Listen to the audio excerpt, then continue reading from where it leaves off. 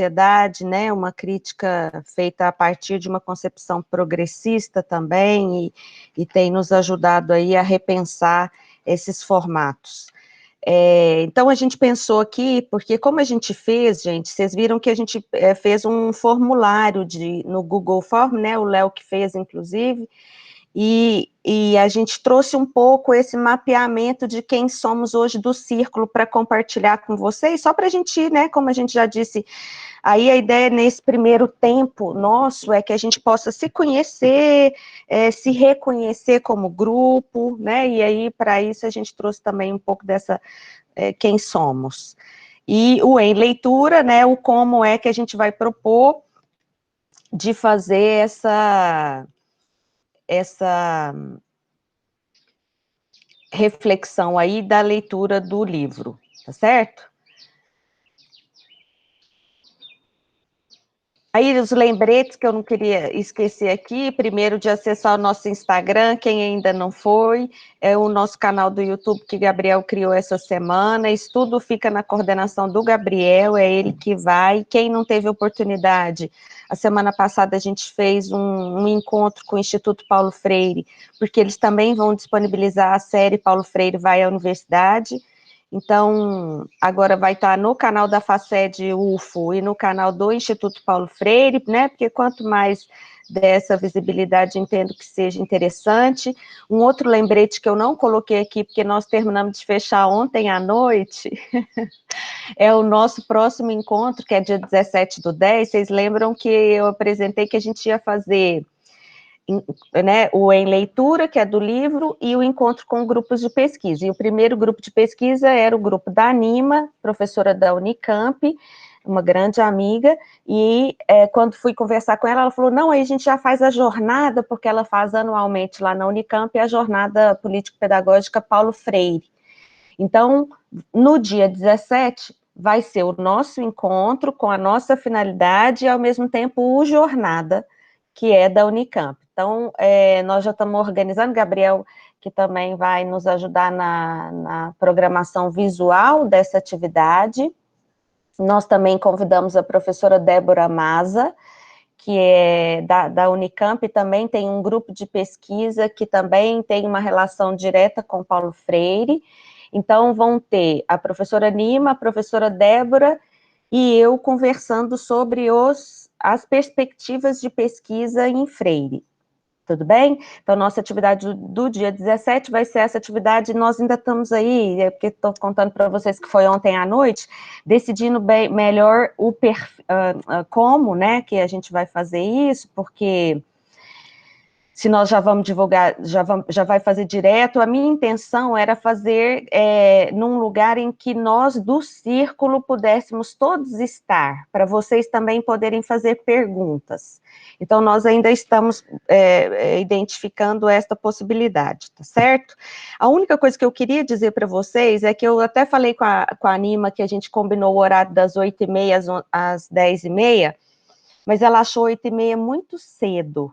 Então, no dia 17, nós vamos ter que fazer às 9h, tá certo? Mas aí a gente pode até chegar a nós mais cedo, talvez a gente faz um esquenta aí de perguntas, sei lá, de problematizações, mas a atividade mesmo com elas vai ser às 9h, tá? Então, eram esses os lembretes, e aí, como eu disse, quem somos, né? Só peraí, que aqui tem gente chamando para...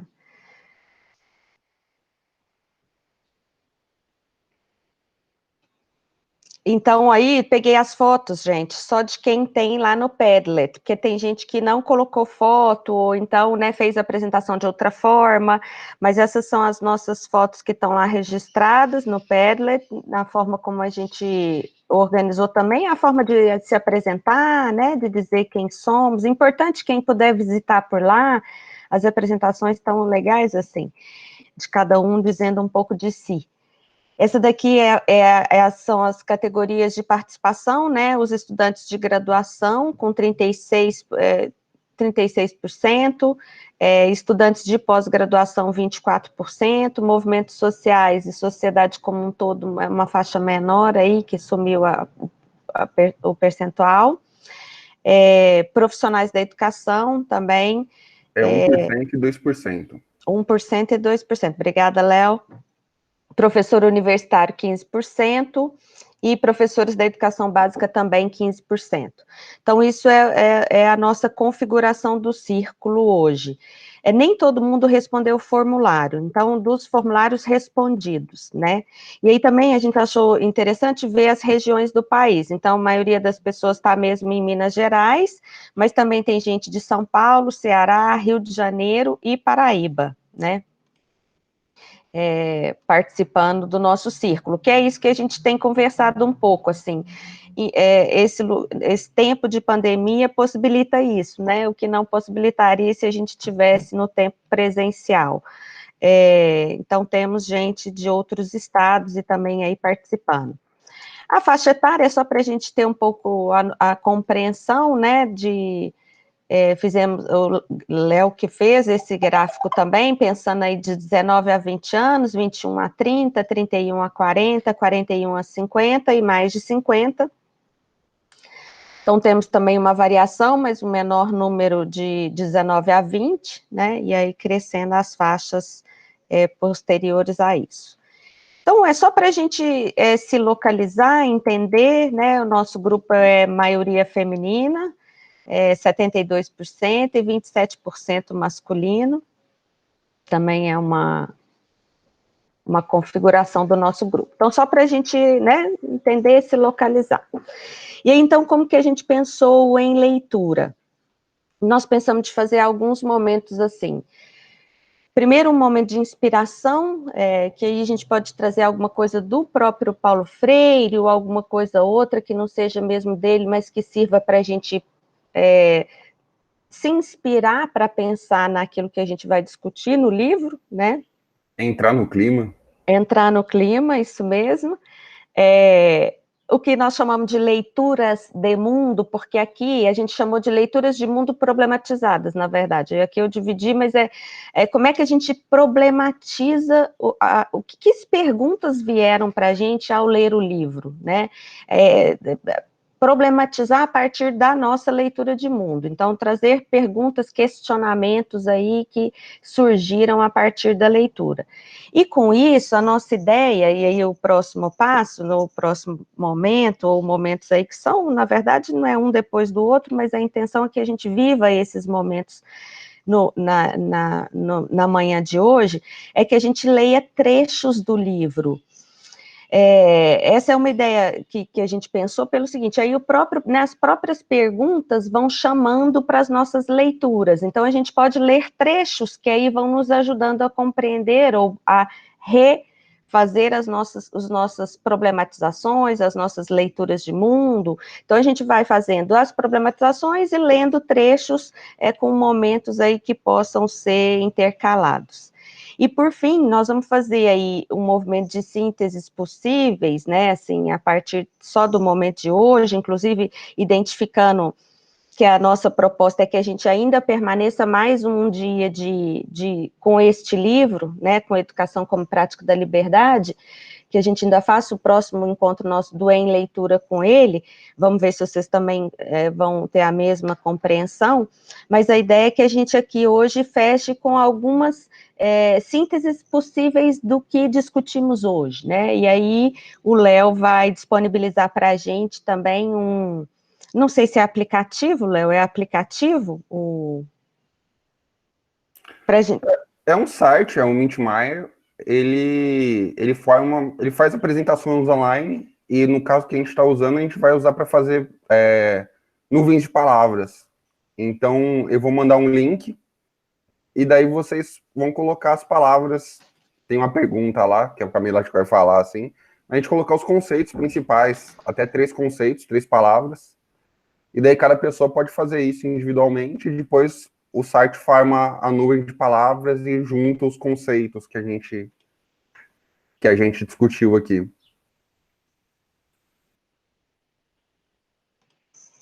Isso. Então, na verdade, é o movimento da gente dizer algumas palavras, é um aplicativo, não é isso, um site que muito simples, mas só para a gente fechar hoje com essas palavras, até para retomar no próximo, porque a nossa ideia ainda é continuar com este livro, tá certo? Tudo bem? Alguém quer fazer algum apontamento aí, ou sugerir algum realinhamento da proposta, da gente organizar assim?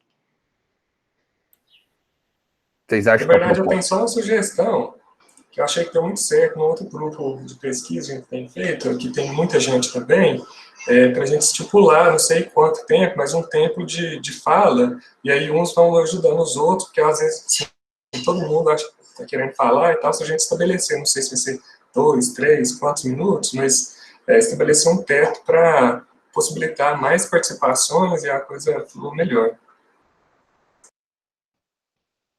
Ok, podemos fazer isso, então, né? Pensar num tempo, pelo menos aí, é difícil demais, né, Rogério?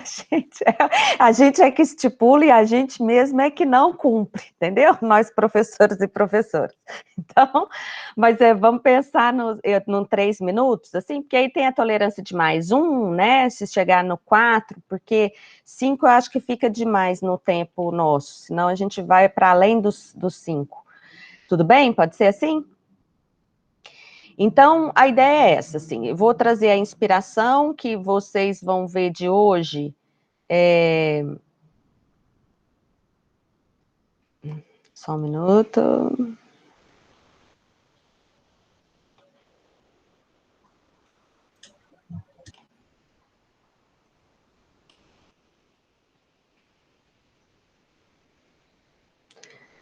Já estão enxergando? Alguém tem que falar no microfone para mim. Sim, porque eu não vejo vocês, isso. Então, Sim. a ideia da inspiração é trazer... Sim. Ok, obrigada, pessoal. Legal essa foto, né? O Paulo É. Freire no meio de um monte de crianças com camiseta da Universidade Federal Rural, as crianças, turma da Mônica. Sim. Essa foto é de gente, né? Assim, que dá para ver um pouco essa relação do Freire com. Mas essa é a historinha que eu acho que vocês, muitos já devem conhecer, ela está na Pedagogia da Esperança, mas a gente achou importante trazer, para trazer um pouco essa reflexão e inspirar para as nossas discussões de hoje, né? Então, vou ler. Muito bem, disse eu a eles, eu sei, vocês não sabem, mas o que eu sei e vocês não sabem? O senhor sabe porque é doutor, nós não. Exato, eu sou doutor, vocês não. Mas por que eu sou doutor e vocês não? Porque você foi à escola, você tem leitura, tem estudo, e nós não. Porque eu fui à escola? Por que eu fui à escola? Porque seu pai pôde mandar o senhor à escola, o nosso não. E por que os pais de vocês não puderam mandar vocês à escola? Porque eram camponeses, como nós. E o que é ser camponês? É não ter educação, posses, trabalhar de sol a sol, sem ter direitos, esperança de um dia melhor. E por que ao camponês falta tudo isso? Porque Deus quer. E quem é Deus?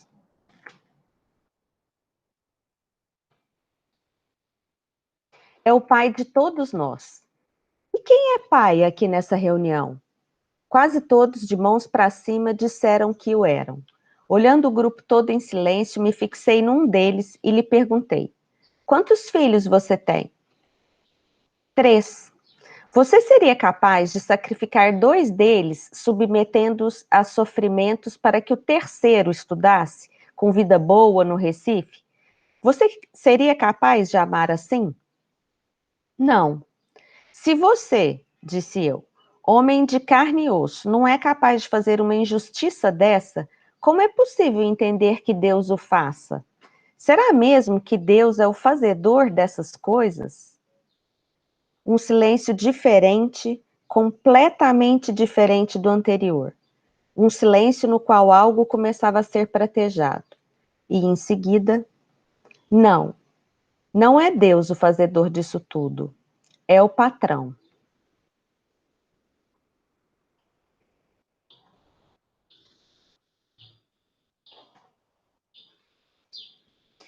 Outra imagem do Paulo Freire, com só o rosto dele, né, aparecendo com uma expressão, que eu vou dizer assim, né, uma expressão de esperança, assim, né, olhando para um horizonte com uma expressão de esperança.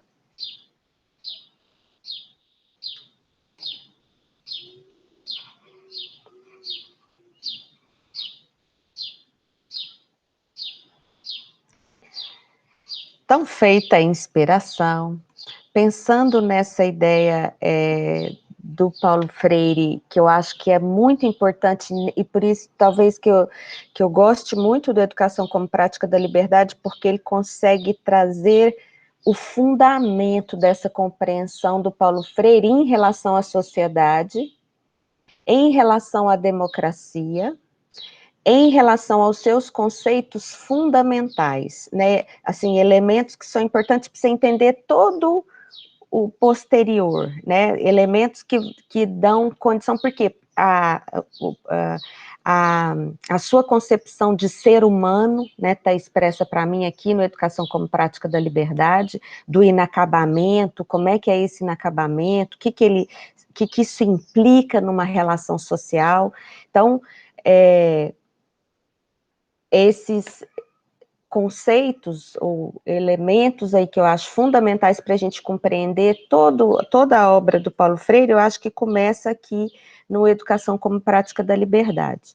Então, a compreensão dessa sociedade, para ele, não é descolada da sua compreensão de educação, do que é que ele propõe, inclusive, quando ele vai pensar na educação de forma geral e naquilo que é específico da alfabetização de jovens e adultos. Então, frente a isso, vamos então para as inscrições. Podíamos fazer aqui, talvez, gente, a inscrição pelo chat, o que vocês acham?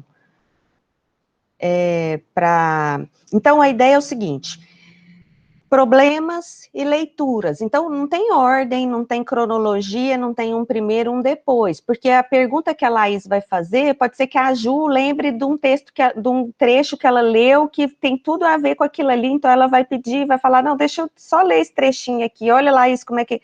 Entenderam? A Dani vai falar, não, aquilo ali tem a ver com isso, olha, nossa, mas quando eu li, eu lembrei disso.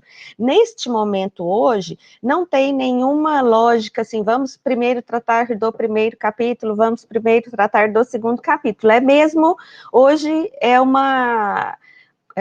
um compartilhamento das problematizações, porque eu entendo que todos e todas aqui, ao ler, foram provocados, porque essa leitura do Educação como Prática da Liberdade em 2020, sendo que ele foi escrito na década de 60, não tem jeito de você não ler e falar assim, nossa, mas, que dia que ele escreveu isso? Ontem?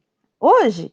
Então, não tem jeito de não nos provocarmos pela leitura, né? Então, estou querendo que a gente aí traga isso, e a partir disso a gente vai introduzindo os trechos e as questões. O começo é sempre mais difícil. O primeirinho da fila é sempre o que sofre um pouco mais, não é? Mas depois eu acho que isso fica tranquilo entre nós. Então, tá aberta aí. Laís está se inscrevendo? Tô. Sim, beleza. Já vou Ótimo. puxar a fila, que daí o Isso. povo já vai, começa a Vai se lá, soltar Laís. e vai se inscrevendo. Eu gostei muito do livro, ainda não consegui terminá-lo, estou ainda no processo, como eu tinha falado lá no grupo. Eu precisei comprar o livro, porque tela demais, essa visualização, leitura em tela, o olho já está cozido, não estou dando conta mais. Mas eu gostei, eu sei que não precisa ser numa ordem, né, mais sequencial, mas eu gostei muito do começo do primeiro capítulo. E principalmente, assim, é o que chama a atenção pelo momento que a gente está vivendo, quando ele já começa falando de relações e como os nossos modos de de ter relações hoje, né, por conta dessa pandemia, tem se transformado, modificado muito, né, e aí muitas coisas elas ficam para trás por conta de não termos o presencial, o cara a cara, o olho no olho, né, assim, a proximidade física. Então, a palavra relações, para mim, logo no começo, já me ajudou, assim, a pensar em relações, como isso é bom nesse momento. Então, logo no começo, ele fala desse conceito de relações e o quanto que isso envolve outras questões, né? Então, ele vai falar que as relações, ela vai envolver a pluralidade, né? E aí, esse conceito que ele traz de pluralidade, de entender o plural, né? Que existe num contexto e dentro do mesmo contexto existe mais pluralidade ainda. Eu acho que o Paulo Freire consegue ser bem complexo em alguns conceitos dele. Então, essa relação vai envolver a pluralidade, a transcendência, a criticidade, a consequência e a temporalidade. A temporalidade também é um outro conceito do Paulo Freire que eu gosto muito, né? Que ele vai dizer: o homem existe no tempo, está dentro, está fora, herda, incorpora e modifica. Então, esse é um conceito também que mexe muito comigo, pensar assim, como nós temos um poder de ação dentro desse contexto, se a gente tiver uma compreensão, sair, né, dessa transitividade da consciência ingênua para construir essa consciência crítica. Então, é um conceito também que eu gosto bastante, é o da temporalidade. E o que mais chamou a atenção e o que ele mais falou, principalmente nesse primeiro capítulo, foi o da transitividade, né? Agora, eu queria ler só um trechinho, que aí a gente vai ter... não vai ser igual as páginas por conta de edições diferentes aí e tudo mais, mas na minha está na página 56. É a segunda página do primeiro capítulo, tá? Quando ele fala da transcendência. A sua transcendência está também para nós na raiz de sua finitude, na consciência de quem que tem dessa finitude, do ser inacabado, que é e cuja plenitude se acha na ligação com seu Criador. E aí isso, assim, chama muito a minha atenção. Eu gosto desse olhar para a gente se entender como seres finitos, né? E que a gente sempre tem algo a aprender, que somos inacabados, que estamos nesse mundo em relação com o mundo, com os outros, sempre para aprender, se construir, se constituir em novo ser. E quando ele fala desse inacabamento com uma ligação com o Criador, eu me questionei, né? Se quando ele fala do Criador em si, a gente pode fazer um paralelo, né? Que essa nossa finitude, ela pode ser também entendida como diante desse universo, diante dessa natureza complexa que a gente ainda não desvelou e tudo mais, se ela poderia meio que ser substituída por o Criador na figura de Deus, por exemplo. E poderia ser constituída aí essa finitude diante de um universo que a gente vive e a gente não conhece quase nada dele, digamos assim, né? Então é isso, é um pouco de leitura e um pouco de questionamento e coisas que foram passando aí ao longo do comecinho dessa leitura, tá? Léo? Eu queria comentar, mas eu não posso ficar comentando toda hora, porque senão eu vou ter muito privilégio nesse grupo, tá certo? Então eu vou deixar para o final. Eu vou tentar manter aquela proposta inicial de leitura de mundo, né? Vocês estão me ouvindo bem? Sim, Eu Léo. queria trazer uma grande inquietação minha, que era uma inquietação pessoal que ressoou com o livro. Eu não sei se vocês estão sentindo isso, mas nessas semanas eu estava me sentindo como um não brasileiro. Eu perdi a minha relação com o Brasil, assim. Eu olhava e via o pessoal furando quarentena, né? Eu olhava e via, no meu caso, mexe muito comigo, como eu sou biólogo, né? Pantanal, meus colegas no Pantanal tentando apagar fogo, meus colegas nos parques, Serra do Cipó, Diamantina, tudo pegando fogo, tudo sendo destruídos, locais que eu conhecia, que eu já tinha coletado, que eu já tinha visitado, que eram locais importantes, virando cinzas, né? E eu tava começando a perceber que, tipo assim, enfim, questões políticas, né? E eu tava começando a perder esse vínculo. E eu lendo esse livro, teve uma parte que foi muito um tapa na cara, assim, né? E eu fiquei pensando como é verdade o que que ele fala da importância do ISEB e da UNB, e ele fala da importância de a gente ter intelectuais brasileiros, né? E de como a gente tende a ver nossa realidade com teorias alheias. Deixa eu só pegar a página aqui. Na minha edição, que é a do Kindle, aquela da Paz e Terra, é na página 132. Eu não vou ler, não, para ficar nos 3 minutos. Depois, acho que em algum outro momento, quando a gente começar a pegar as citações, a gente pode voltar para ler. Mas foi isso, né? E eu vi que realmente eu tinha que começar a ter essa relação e valorizar essa questão brasileira mesmo, né? Eu achei muito interessante isso, como, enfim, e depois dialogando com os conceitos de sociedade em transição, né?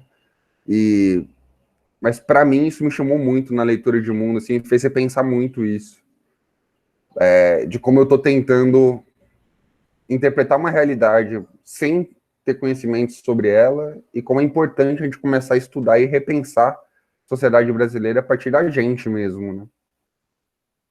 Acho que foi isso, foi também enrolado, mas esse era o principal. Gente, o meu destaque, eu dei risada aqui, porque eu mesmo da Laís, e a Laís começou a falar, falei, nossa, no ponto que eu tinha olhado e que eu queria trazer. E aí eu falei, então dentro disso eu vou destacar a transcendência. Ela foi e falou, até tirei foto, coloquei no grupo. E aí, assim, uma frase que me chama logo no começo, a minha edição é a segunda, está na página 39, logo no comecinho, quando coloca assim, ó, entendemos que para o homem, o mundo é uma realidade objetiva, independe do homem, possível de ser conhecida. É fundamental, contudo, partirmos de que o homem, um ser de relações e não só de contatos, não apenas está no mundo, mas com o mundo. Então, embora a nossa realidade seja uma realidade objetiva, ele traz também que o homem, ele é individual.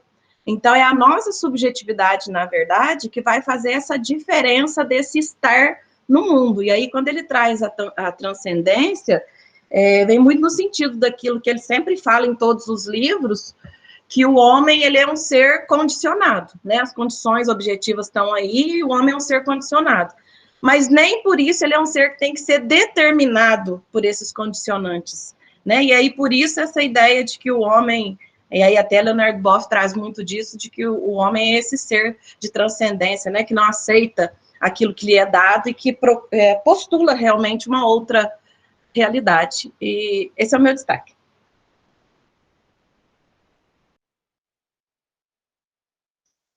Camilo, só uma dúvida em questão só de organização. A gente estipulou uma forma de registro?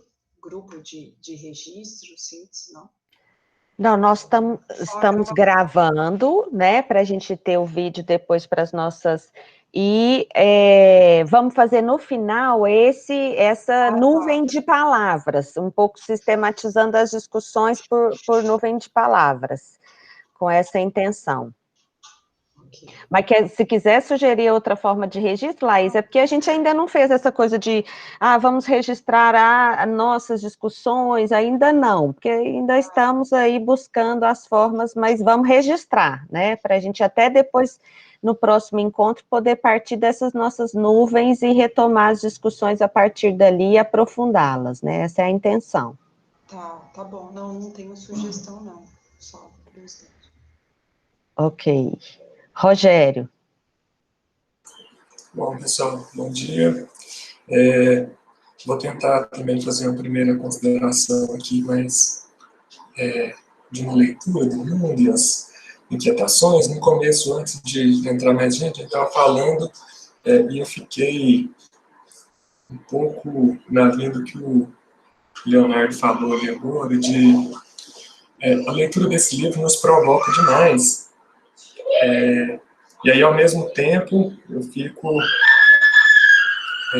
pensando como seria o Brasil hoje, né, 2020, se esse projeto de educação popular, na década de 60, tivesse sido tocado, e aí, ao mesmo tempo que fica assim, ó, não tem jeito, né, já passou, isso dá um gás, uma força para a importância da nossa função como educadores, né, ligados aí à educação, e de lutar para contribuir para um Brasil melhor, né, para que as pessoas votem conscientemente, se organizem. E aí, bom, eu vou ler um trechinho aqui que está no começo, nesse esclarecimento, eu estou com uma edição nova aí, eu acho que desse ano passado, está na página 52 para 53, fala o seguinte: nunca pensou, contudo, o autor, ingenuamente, que a defesa e a prática de uma educação assim, que respeitasse o homem, a sua ontológica vocação de ser sujeito, pudesse ser aceita por aquelas forças cujo interesse básico estava na alienação do homem da sociedade brasileira, na manutenção dessa alienação. E aí um pouco mais abaixo. É bem verdade que ao fazerem isso ontem, hoje, amanhã, ali ou em qualquer parte, essas forças distorcem sempre a realidade e insistem em aparecer como defensoras do homem, da sua dignidade, sua liberdade, apontando os esforços de verdadeira libertação como perigosa subversão, como massificação, como lavagem cerebral. Tudo isso produto de demônios, inimigos do homem e da civilização ocidental cristã. Eu falei, gente do céu, isso aqui... É isso, assim, né? É 2018, 2020, quanto que é isso aqui, né? Então, assim, a gente percebe a insistência dessa demonização. O ex-ministro nosso lá falando que o Paulo Freire é um comunista e tal, que não defende. Bom, nem precisa falar, né? Colocar, projetar no outro tudo que é de ruim e na defesa de valores, etc. Bom, e bem mais na frente, eu vou fazer só um outro destaquezinho, para mim está na página 120, fala o seguinte: excluído da órbita das decisões, cada vez mais adstrita a pequenas minorias, é comandado pelos meios de publicidade a tal ponto que nada confia ou acredita se não ouviu no rádio, na televisão ou se não leu nos jornais. E aí eu acrescentaria hoje, né, se não viu no grupo do WhatsApp, que é isso, assim, né, de que essa falta da participação popular, essa falta de se organizar e de se sentir sujeito mesmo nas decisões, acaba por colocar muita gente nessa posição de passiva e que hoje em dia está nisso, assim, uma quantidade grande de pessoas que questionam a ciência. Não, o Pantanal não está pegando fogo, não, então quando o Leonardo fala, eu acho que eu já deve ter explodido meu tempo, mas assim, é só algumas questões mais gerais aí para começar a conversa. Eu vi que alguns aí concordaram um pouco com o que eu disse aqui, vou deixar para o próximo aí escutar. Eu vou colocar aqui as páginas, o Gabriel, não sei se é para mim que ele perguntou ali, eu vou colocar as páginas da minha versão aqui. Kátia.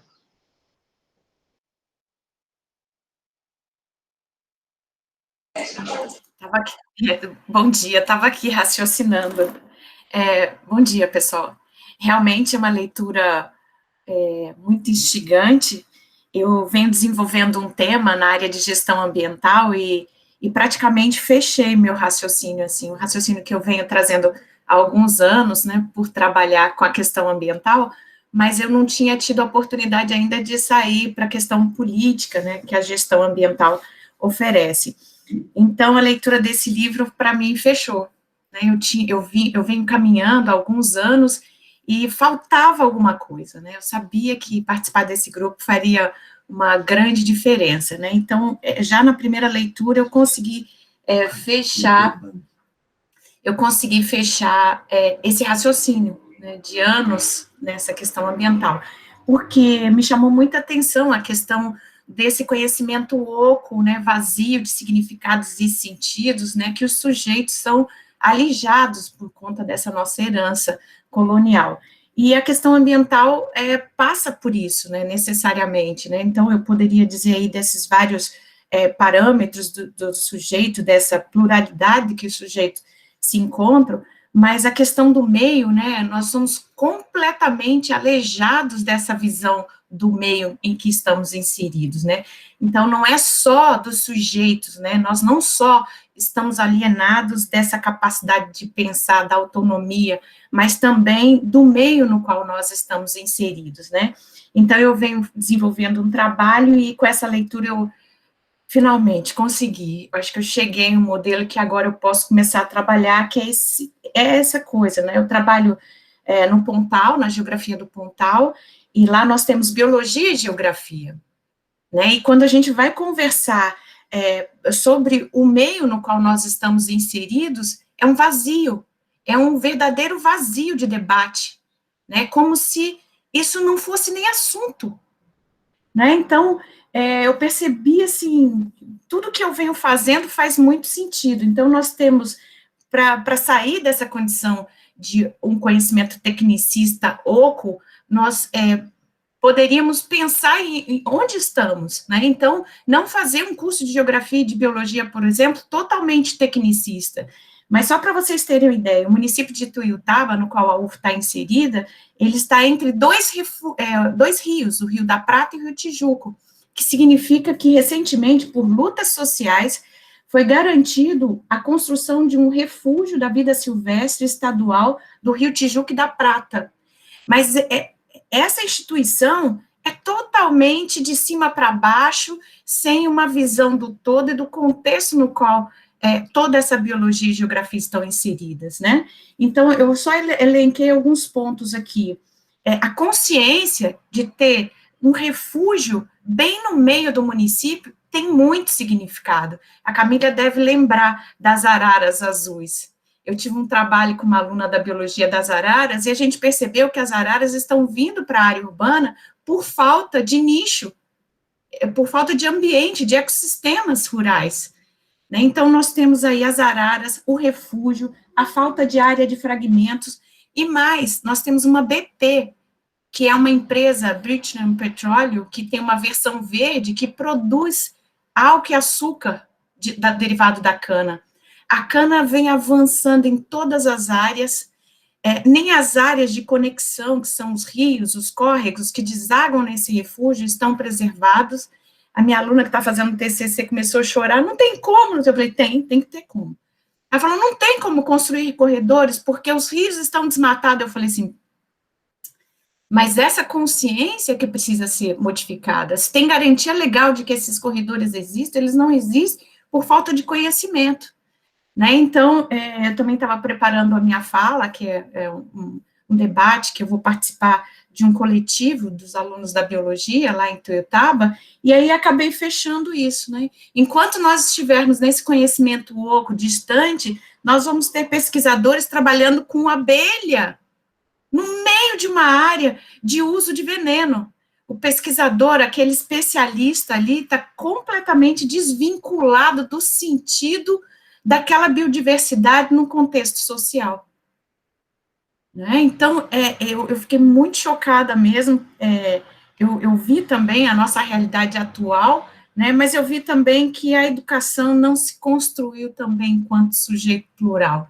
Né? Então, está aí o nosso papel, eu estou muito satisfeita, assim, de ter conseguido fechar um raciocínio de anos, né, como é que isso realmente é transformador, a partir do momento em que eu me envolvo, que eu estou ali construindo um conhecimento crítico, né, cheio de possibilidades, cheio de propostas de ensino, de qualificação, de sensibilização para essa questão ambiental. Nossa, ali, Foi uma coisa que eu sempre pensei a respeito do meio ambiente. O meio ambiente, ele jamais vai ser tratado como veio sendo tratado ao longo dos anos, né? Como um vínculo, né? Primeiramente, quando surgiu a questão ambiental, eram as madames, né? Logo depois da Eco 92, as esposas dos prefeitos que faziam parte da Secretaria do Meio Ambiente, como se fosse jardinagem, né? E agora não, a gente tem visto aí alguns movimentos realmente ambientais.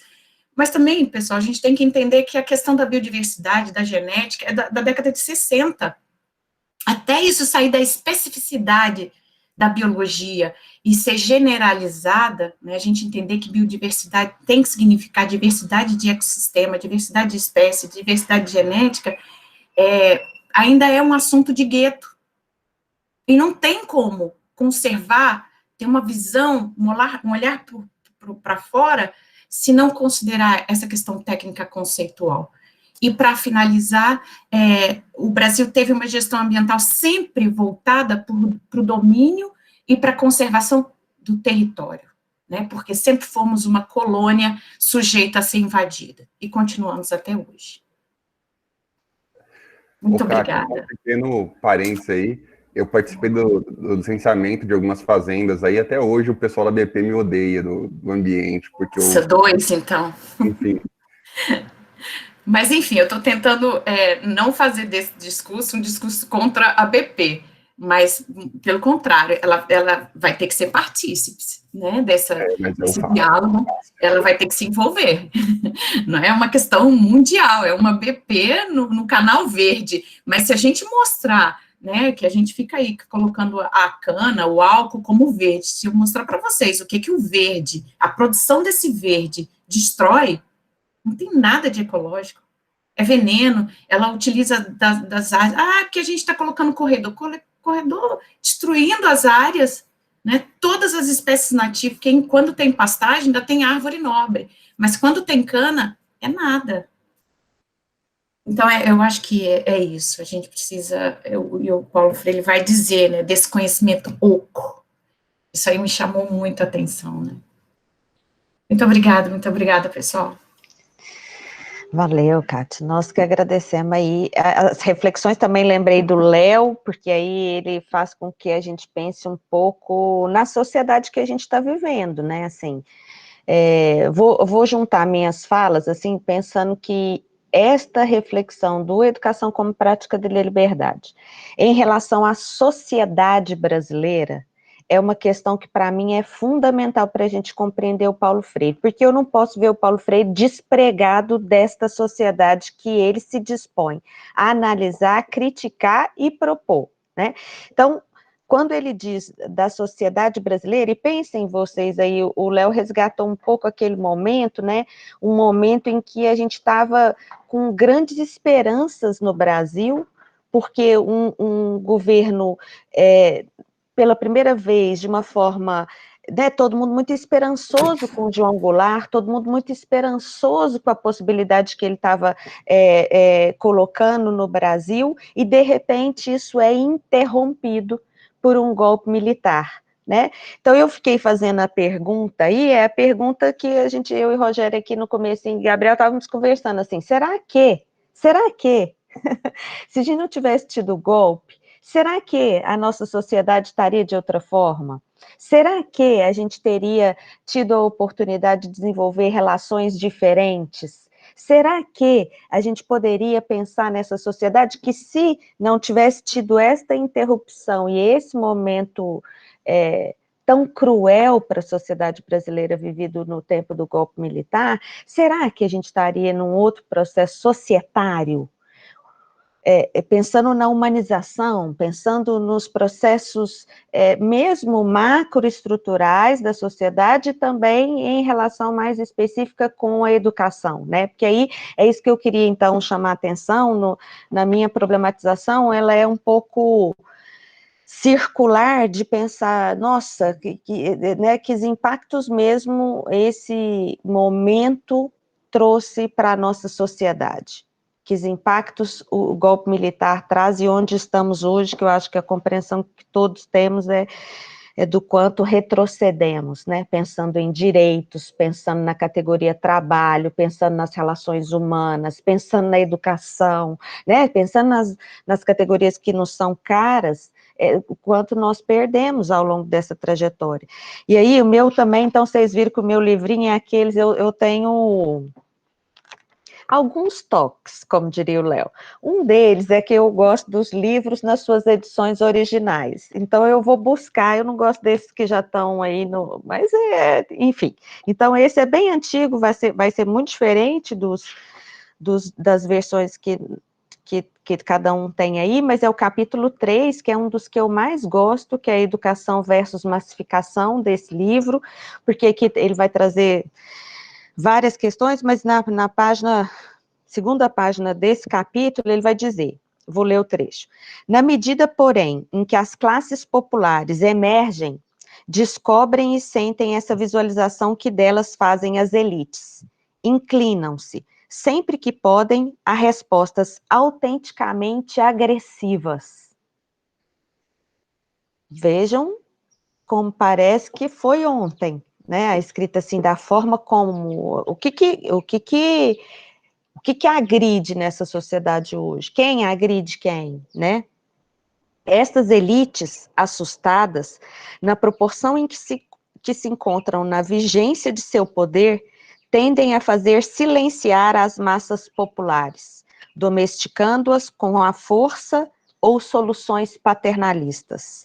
Tendem a travar o processo de que decorre a emersão popular com todas as suas consequências. Este parágrafo, para mim, tinha que ser pintado, assim, em outdoor, sabe? A gente vendo e falando, nossa, como é que essa desigualdade e essa sociedade dividida em classes sociais, o que ela representa e como é que ela funciona. Não tem jeito de a gente sair fora disso, gente. A análise tem que ser a partir desse lugar, na minha avaliação, quando a gente vai discutir Paulo Freire, né? Por isso que a gente brinca um pouco assim, quando você fala do Paulo Freire de uma forma muito romantizada, ele está dizendo de uma crítica a uma sociedade real. Nós temos que enxergar isso aí a partir da leitura. E aí ele fala do clima de racionalismo, eu vou terminar, porque são muitas coisas que eu gostaria aqui, da ideia da democracia como um princípio caro, né, pensando em uma sociedade democrática, é importante que essa seja a nossa busca, essa seja a nossa construção, apesar das dificuldades, e aí ele chega na ideia da educação democrática, que aí é outra coisa.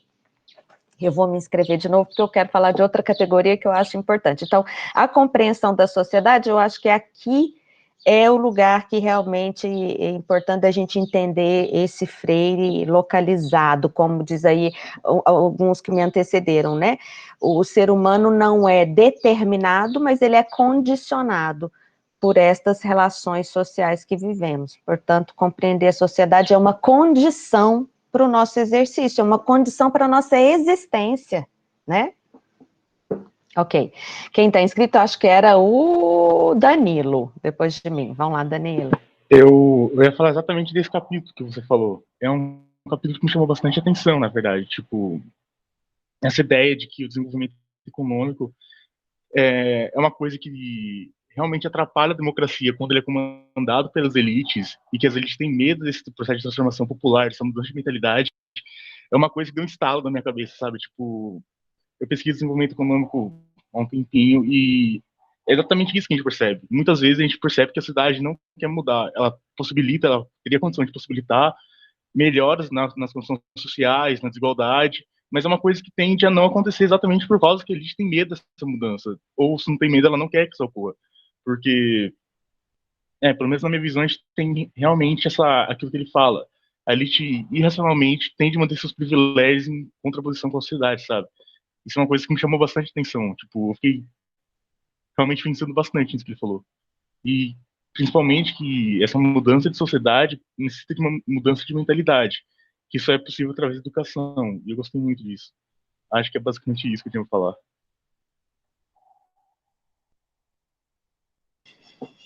Ok, Danilo. É que a gente já tem gente querendo se inscrever de novo. Dani, não, a Dani está inscrita ainda com a primeira inscrição. Bom dia. Gente, esse texto foi, assim, uma mão na roda essa semana, porque você vai lendo, parece que você vai fazendo uma autoterapia, né? Você vai lendo, você vai falando assim, nossa, talvez esteja acontecendo a forma como está acontecendo, que a gente está em uma determinada estágio desculpa, gente, tem muita dificuldade de falar assim, quando a gente eu não conheço, dessa consciência ingênua, dessas coisas que ele vai falando. E aí eu lembrei de uma conversa que eu tive com um amigo meu que é muito freiriano, e ele falou assim, que às vezes o Freire ele sofre algumas críticas da esquerda porque ele é muito anarquista para que a gente possa entender. E aí, lendo esses trechos que ele fala, principalmente de criticar alguns líderes reacionários, tanto de direita quanto de esquerda, a gente entende que ele é totalmente contra essa burocratização do Estado e contra o Estado que seja maior do que a vontade popular. E é bom a gente pensar que o Freire ele é totalmente propício para a gente se apropriar e construir um movimento social que realmente seja um movimento social e não um líder que chega e faz todo mundo de massa de manobra. É bom para a gente repensar, por exemplo, o sindicalismo e a forma como o peleguismo acabou com o sindicato de base, com o sindicato revolucionário e tal. E eu acho que para esse momento que a gente vive um governo tão autoritário, essas organizações de base, elas fazem mais efeito do que a gente propor um novo presidente para o próximo ano, porque aí entra um novo presidente, mas fica essa base colonial que dominou a mente, ainda que a gente não trabalha a base, a gente troca o presidente, aí a gente troca o deputado, e a base continua com um sindicato pelego, com um movimento social que não escuta quem está envolvido e elege um líder, e esse líder que fala por todo mundo. Eu acho que é isso que ficou para mim, que eu achei, assim, sensacional. Vamos ver se concordam. Estou vendo que a gente quer falar de novo. Então, vamos primeiro priorizar quem ainda não falou e depois a gente faz a rodada dos que já falaram, tudo bem? Então, é Jefferson agora.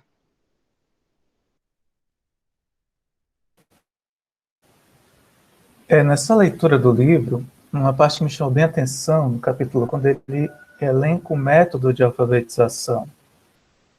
E mexe também com a minha história pessoal, porque meus avós fizeram parte do Mova Brasil. Então, todo esse processo de entender essa construção para o adulto, da sua conscientização, sua forma de perceber uma cultura existente, a pessoa já existe com as suas vivências, traz sua carga histórica, tudo isso, elencar na sua educação, para que ele possa ver o mundo, compreender o mundo, entender a realidade que vive.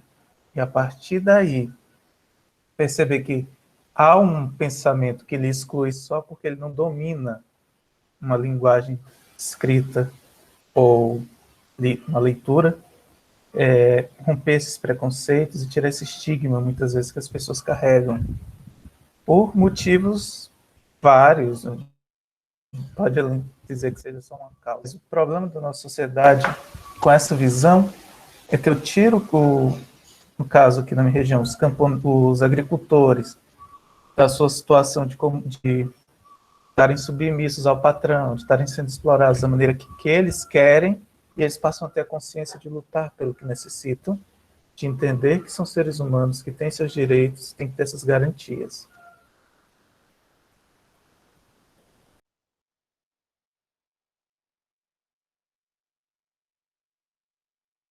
Lohane.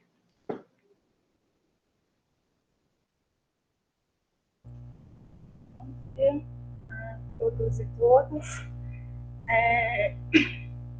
São muitas questões também, eu já havia lido esse livro várias outras vezes, porque realmente é um livro que mexe muito com a gente, vai lá no fundo mesmo.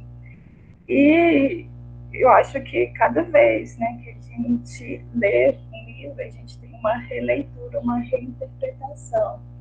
E dessa vez, assim, um dos pontos que me chamou a atenção, que eu até comentei com Camila, que eu gostaria de trazer a discussão para cá também, porque a Camila Closeiro, eu também fiquei curiosa. Vamos proseando para a gente saber. Porque eu trabalho, meu trabalho de mestrado é sobre a inclusão de pessoas com deficiência na universidade, né? Mais voltado para o trabalho docente. Então, eu venho desenvolvendo, né? Estou para desenvolver ainda, né?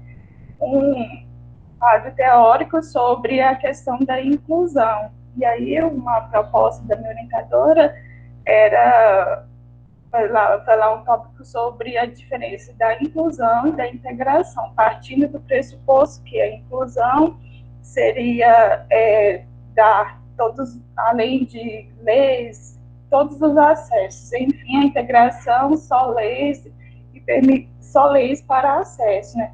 Mas lendo esse livro, nessa perspectiva aqui, da integração, que era dar todos esses acessos, então, tipo, deu um nó.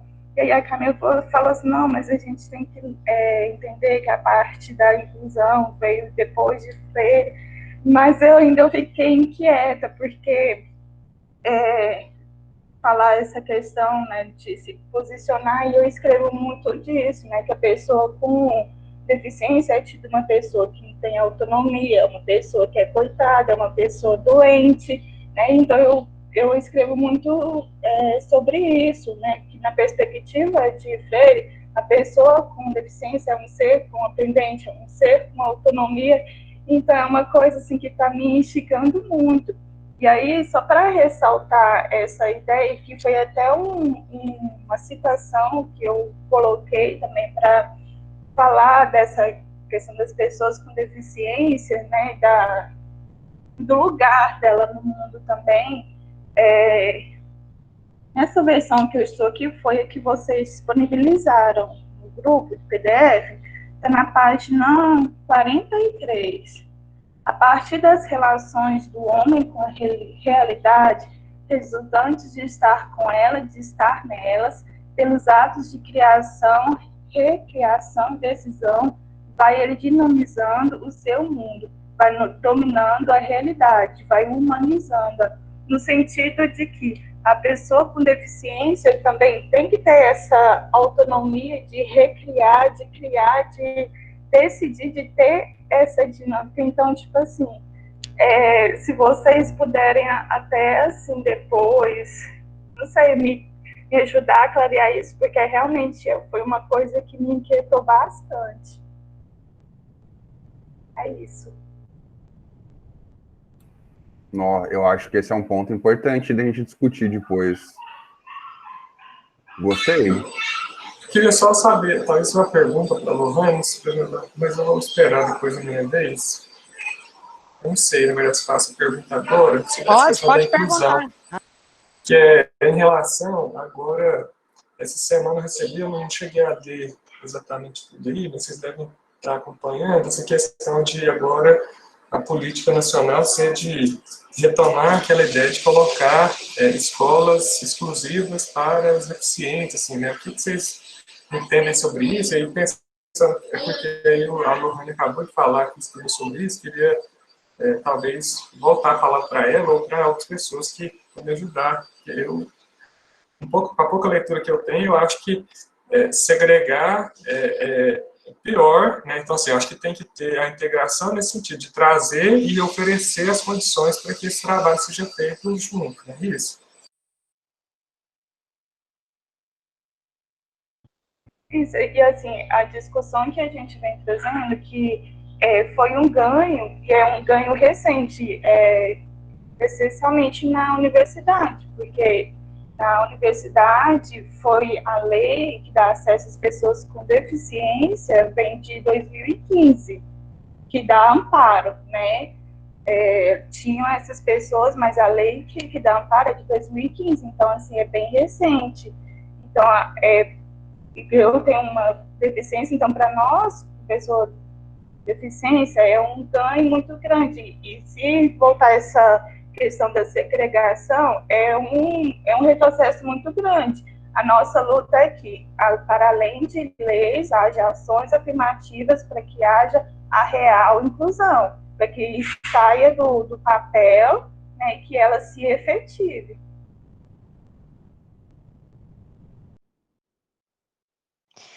Poliana, nós vamos voltar nessa discussão, né? Acho que aí vamos pautar para a próxima, quem sabe aí. Vamos lá. Poli, tu? Nossa, eu acho que eu ainda já identifiquei com as falas de todo mundo. É muito gostosa, né, a leitura do Paulo Freire. Mas eu acho que foi o Jefferson que falou a questão da alfabetização. Eu também fui me identificando, né, a história de vida dos meus pais. Mas, assim, para esse momento que eu separei foi na página 127, eu estou com a mesma edição da Laís, é a questão da educação como um ato de amor e ato de coragem, né, que nós não podemos temer o debate, a análise da realidade. E a gente não pode fugir da discussão criadora, sob pena da farsa. Como aprender a discutir e a debater como uma educação que impõe. E eu fiquei pensando, né, como que até hoje a gente não consegue colocar esse debate. Então, para o Paulo Freire, nós ditamos ideias, não trocamos ideias, discursamos aulas, não debatemos ou discutimos temas, trabalhamos sobre o educando, não trabalhamos com ele. Então, isso aqui para mim foi muito forte. Eu fiquei refletindo sobre as minhas aulas e o tanto que é difícil quando a gente chama o aluno para o debate. Quando eu estou com os alunos, por exemplo, da graduação, parece que torna mais difícil do que quando eu estou com os meninos do ensino médio, porque isso já foi tão imposto desde o ensino fundamental, que quando eles chegam lá na graduação, a dificuldade que a gente tem de fazer uma roda de conversa, de fazer um debate, eles já ficam esperando você vir com o slide pronto e fazer leitura de slide. É muito difícil, eu tenho sentido essa dificuldade, e agora, nesse tempo de pandemia, que a gente tem feito os encontros com o Google Meet, fica pior. Esses dias eu vi no Facebook que os encontros estão aparecendo, encontros espíritas, que a gente fica, fulano, você está aí, fulano? Então, assim, gente, como eu me vi naquilo, porque como a gente, os alunos perderam esse hábito do debate e fica esperando só o professor falar, agora na pandemia isso ficou bem claro, porque se eu não falo, e é preciso eles falarem, e eles também não falam, a gente fica muitas vezes nesse processo mudo. Então, eu fiquei pensando, falei, gente, aqui o Paulo Freire falando, 1960, 1960 e poucos, ele já falando sobre a questão da gente não trocar ideias, da gente não debater, e por que a gente não conseguiu até hoje sair disso? Então, assim, eu ainda percebo que, às vezes, nós, professores das ciências humanas, a gente ainda puxa um pouquinho, a gente ainda tenta fazer uma roda de conversa, a gente ainda, às vezes, tenta fazer uma mobilização, mas, às vezes, em alguns cursos, eu tenho minha filha que faz odontologia, ela chega para mim e fala assim, mãe, hoje eu contei, a professora passou 124 slides. Então, ela fica, às vezes, a manhã toda, e ela fala para mim, foram 124 slides. Então, numa aula de 124 slides, pessoal, aonde teve debate? Então, quando eu vi aqui o Paulo Freire falando, não ditamos ideias, não trocamos, discursamos aulas, não debatemos ou discutimos temas, trabalhamos sobre o educando, não trabalhamos com ele. Aí eu falei, tá aqui até hoje, a gente não conseguiu sair do lugar. Então, como que depois a gente quer falar de uma escola democrática? Como que depois a gente quer um ser humano crítico trabalhando desse jeito? Aí não é possível. Sinceramente, aí a gente vê o resultado. Aí, para mim, assim, fica claro. Aí eu falei, gente, tá claro os resultados das eleições. Por que que vem um governo desse? E por que que a gente corre o risco de, em 2022, isso tudo se repetir? Porque é o reflexo dessa educação que a gente está fazendo. E quando eu digo a gente, a maioria dos professores trabalha desse jeito, e depois a gente quer um ser humano crítico, um ser humano que saiba o que é democracia. Essa democracia que foi nos apresentado aqui nesse livro do Paulo Freire, não é a democracia que a gente trabalha com os nossos estudantes, não passa nem perto do que acontece nas nossas escolas. Isso de educação infantil à universidade. Às vezes a gente acha que democracia é a gente sentar com os nossos alunos lá da educação infantil, do ensino fundamental, e falar assim, vamos escolher o tema, e acha que isso é democracia, fazer os estudantes, às vezes, escolher o tema da aula. Então, nós estamos muito longe disso aqui ainda, gente, me doeu o coração, saber que a gente está tão longe ainda dessa educação tão esperançosa que o Paulo Freire deixou para a gente. Com esse olhar de esperança que a Camila apresentou aí na inspiração, eu falei, nossa, esse olhinho do Paulo Freire ainda, eu falei, será que eu ainda tenho esse olhar? Eu quero estar com esse olhar. Mas, assim, me dói o coração pensar que em 2022 a gente pode repetir tudo isso, pode ver o nosso país pegando fogo, pode ver as pessoas morrendo e ainda ir para a praia. Ontem eu passei pela Rondô Pacheco, bares cheios. Então, assim, eu ainda quero ter esse olhinho da esperança do Paulo Freire, mas está muito difícil. E, assim, essa leitura, né, que eu pensei que ia me trazer esperança, me trouxe desespero. Mas, assim, é bom a gente ler Paulo Freire, para a gente, pelo menos, ontem eu comentando aqui no condomínio que você falou, gente, agora a gente entende por que a direita quer que a gente passe longe do Paulo Freire, né? Aí a minha amiga, que é professora na UFO, na arte, ela falou assim, Poliana, eu duvido que a esquerda, que a direita, esse pessoal da direita tenha lido Paulo Freire, eles não leram, não, e mesmo se ler, não vai entender, porque não é uma leitura fácil, mas é uma leitura que nos toca profundamente, como pessoa, como profissionais, para que nunca a gente vá para a sala levando 124 slides, para que a gente tenha tempo de olhar no olho dos nossos alunos, porque com 124 slides não dá tempo de ter um olhar, não dá tempo de olhar no olho de ninguém. Então, assim, depois eu acho que eu quero me inscrever mais, eu acho que a cada capítulo a gente ficou muita coisa aí, mas está muito bom, gente. Obrigada. Valeu, Poli. Débora. Bom dia. Bom dia. Eu falo aqui do Rio de Janeiro, mas já morei em Uberlândia um tempo. Está sendo bom ver carinhas conhecidas aí novamente. Então, eu vou pegar um pouco desse gancho da fala da Poliana, e um pouco de tudo que todo mundo falou, que me contemplou muito também. Eu vou mais no sentido de problematizar, né? Porque eu acho que às vezes a gente romantiza muito Paulo Freire, né? Nossa, mas que leitura maravilhosa, nossa, confortou meu coração, e conforta, e é maravilhoso, só que aí, né, a gente vai ficar só nessa questão da leitura maravilhosa, a gente tem que colocar em prática, e é isso que Paulo Freire fala, né, de que forma que você vai colocar em prática, né, de que forma que você vai respeitar a subjetividade do educando dentro de sala de aula, ou da educanda, né, eu acho que a gente está num momento, e já passou da hora, na verdade, né, de começar a colocar em prática. Não é fácil, né? Mas a gente precisa se propor, porque a gente tem que entender que a gente é colonizada até hoje, né? A gente vive com o pensamento, né, de um lugar colonialista, né?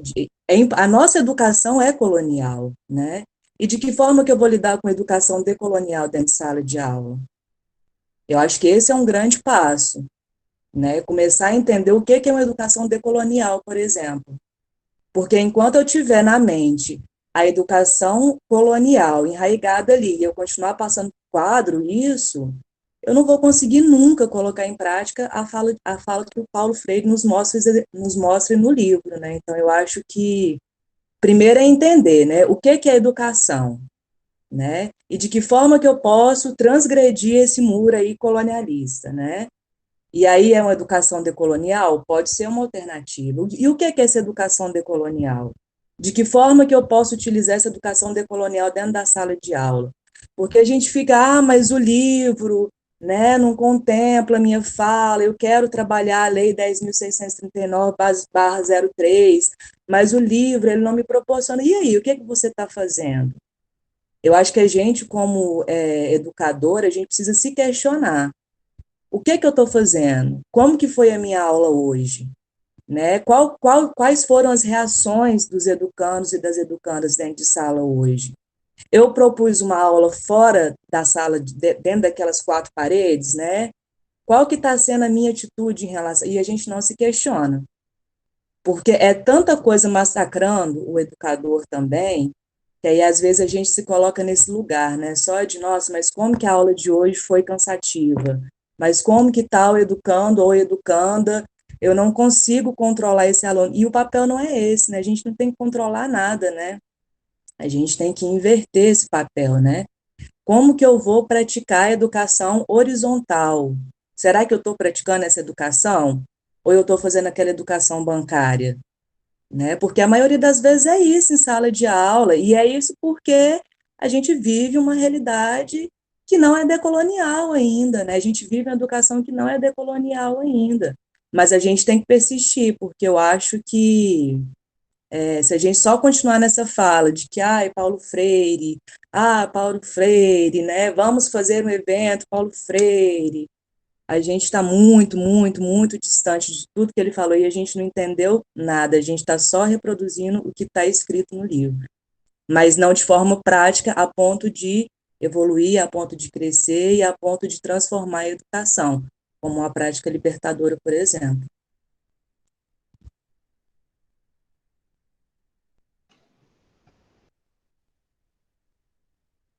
Ai, pessoal, desculpa, porque eu fui embalando aqui na conversa da Débora, tipo, concordando Então, a próxima, se não me engano, é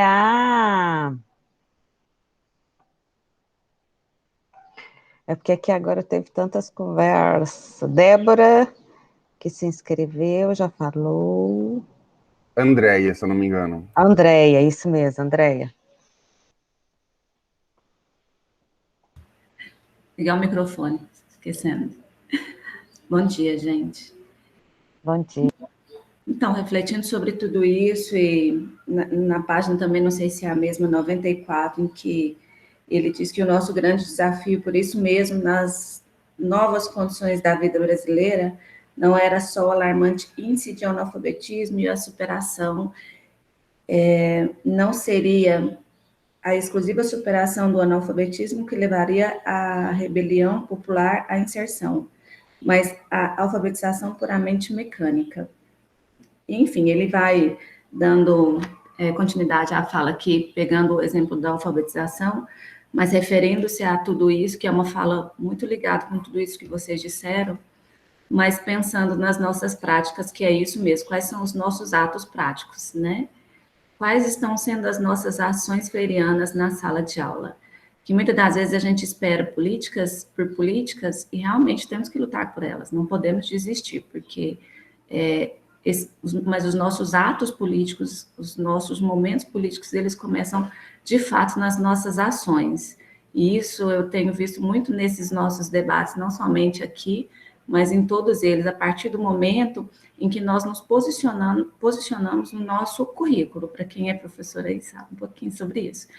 o que é não aceitar esse tipo de atitude somente da questão dos slides, né? Mas esse diálogo, e é interessante como hoje nós estamos vivenciando uma BNCC, que está descendo para o nosso aluno, e aqui ele vem dando continuidade a essa fala, falando que o nosso, realmente, de fato, o nosso currículo está totalmente distante da nossa realidade.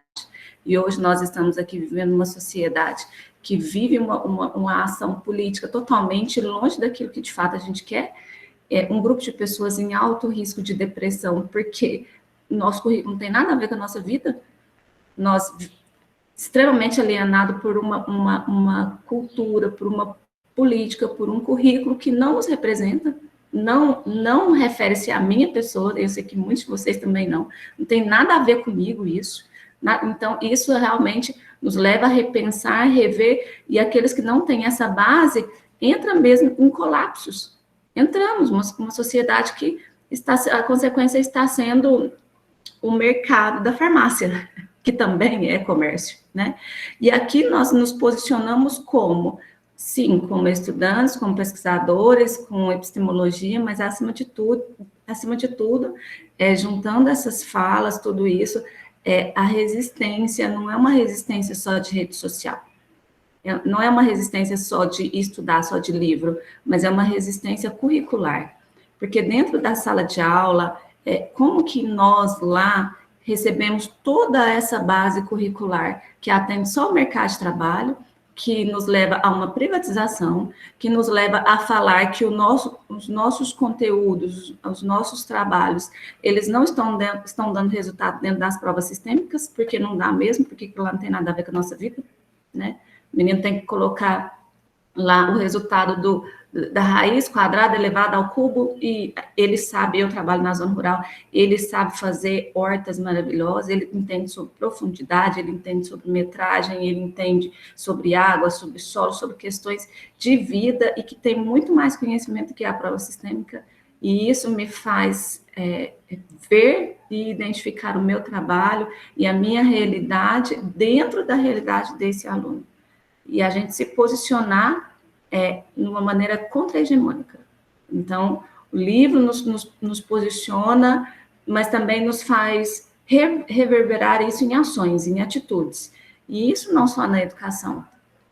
E o que mais está me encantando aqui nesse momento democrático que nós estamos vivenciando, de poder falar,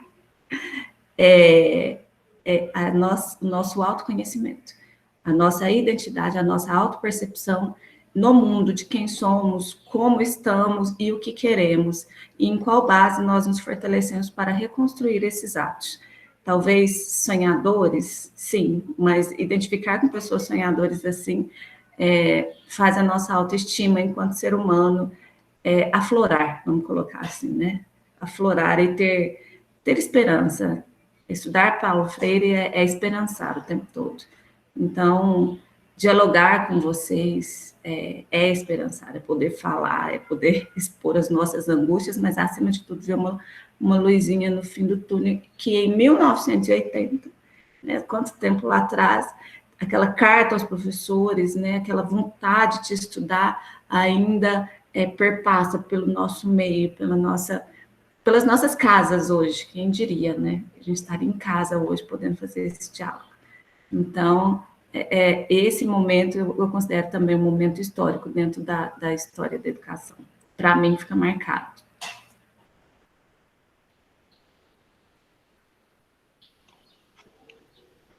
Mais alguém que não falou, que queira agora também apresentar a sua problematização, sua leitura de mundo, um trechinho com a leitura da palavra?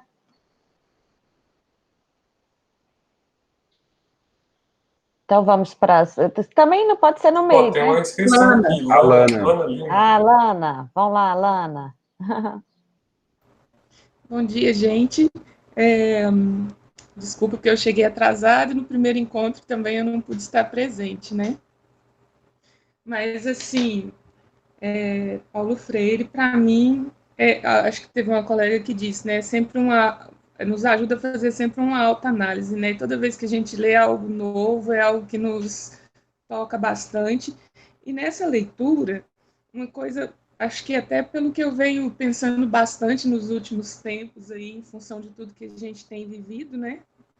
É uma palavra que aparece muito no texto, que é a questão da responsabilidade. E um trecho que eu marquei aqui, ele diz assim: a responsabilidade é um dado existencial, que exige, eu tentei dar uma mudada aqui, né? Que exige que o indivíduo tenha de tomar, a miúdo, decisões em problemas grandes, pequenos, que afetam interesses alheios aos seus próprios, com os quais, porém, se sente comprometido.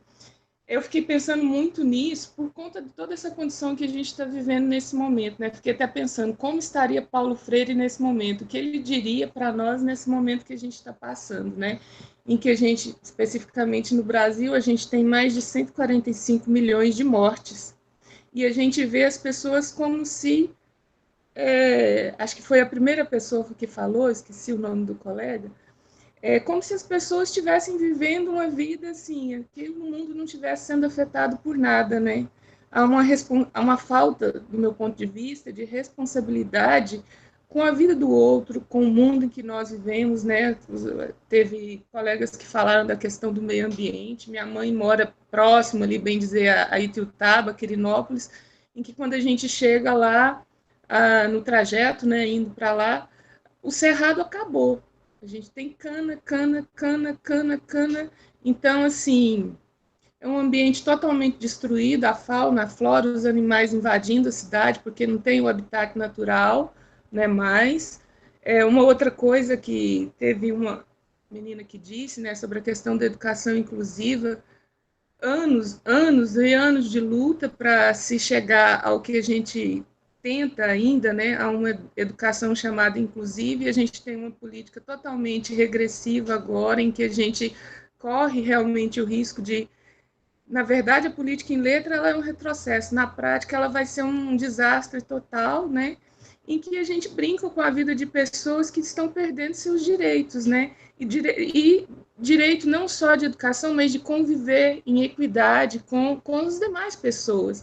Então, essa coisa da responsabilidade me toca muito, porque o que eu tenho visto é isso, né? A Natália colocou o individualismo, o egoísmo das pessoas, como se os atos delas não afetassem a vida dos outros, não afetassem a vida dos animais, né? A gente vê pessoas que incendeiam regiões assim, explicitamente, sem preocupação nenhuma que aquilo afeta a fauna e a flora e repercute na nossa qualidade de vida. Quantas regiões estão aí na seca, faltando água, com problemas de energia, né? Então, assim, e eu vejo que Paulo Freire, acho que ele é assim, o toque de humanidade que ele tem, que nos faz pensar muito nessa questão da nossa humanidade, da humanização, do cuidado com o outro, não só com nós, né? Nós temos que ter esse cuidado conosco, mas o cuidado com o outro, porque no final de tudo está tudo interligado, né? Eu entendo dessa forma. E Paulo Freire, eu acho que ele está sempre nos chamando para isso, para pensar no outro, no coletivo. E nesse momento o Brasil passa por sei lá, eu acho que está todo mundo cada vez mais cuidando do seu umbigo e menos pensando no coletivo. E isso está levando o país para uma situação muito mais difícil, né? E eu fico com muito receio do que vem pela frente aí. Mas acho que é isso, assim, que me chamou bastante atenção nesse momento da leitura dele, foi essa questão da responsabilidade mesmo. Isso. Legal, Lana. Então, tem mais algum inscrito? Não, né? E também podem se inscrever ainda, vamos combinar aí até 10h10, né? Quem ainda quiser fazer a inscrição, para a gente também ter o tempo do encerramento. Então, se eu estou lendo aqui certo também, as reinscrições começam com Léo, depois Rogério e Laís, certo? Não, Laís foi primeiro. Foi? Então, Laís, Léo, Rogério... Eu estava achando que tinha sido o Léo primeiro. E a Poliana? A Poliana está reinscrita também? A Letícia, que ela é um trechinho. Ah, tá. Então, vai lá, Letícia. Bom dia, gente. Eu vou ler só um trechinho aqui. Ainda está nas notas da página 40, mas eu achei muito legal a ideia. Que ele fala que existir ultrapassa viver. porque é mais do que estar no mundo, é estar nele e com ele. E é essa capacidade ou possibilidade de ligação comunicativa do existente com o mundo objetivo, contida na própria etimologia da palavra, que incorpora ao existir o sentido da criticidade, que não há no simples viver.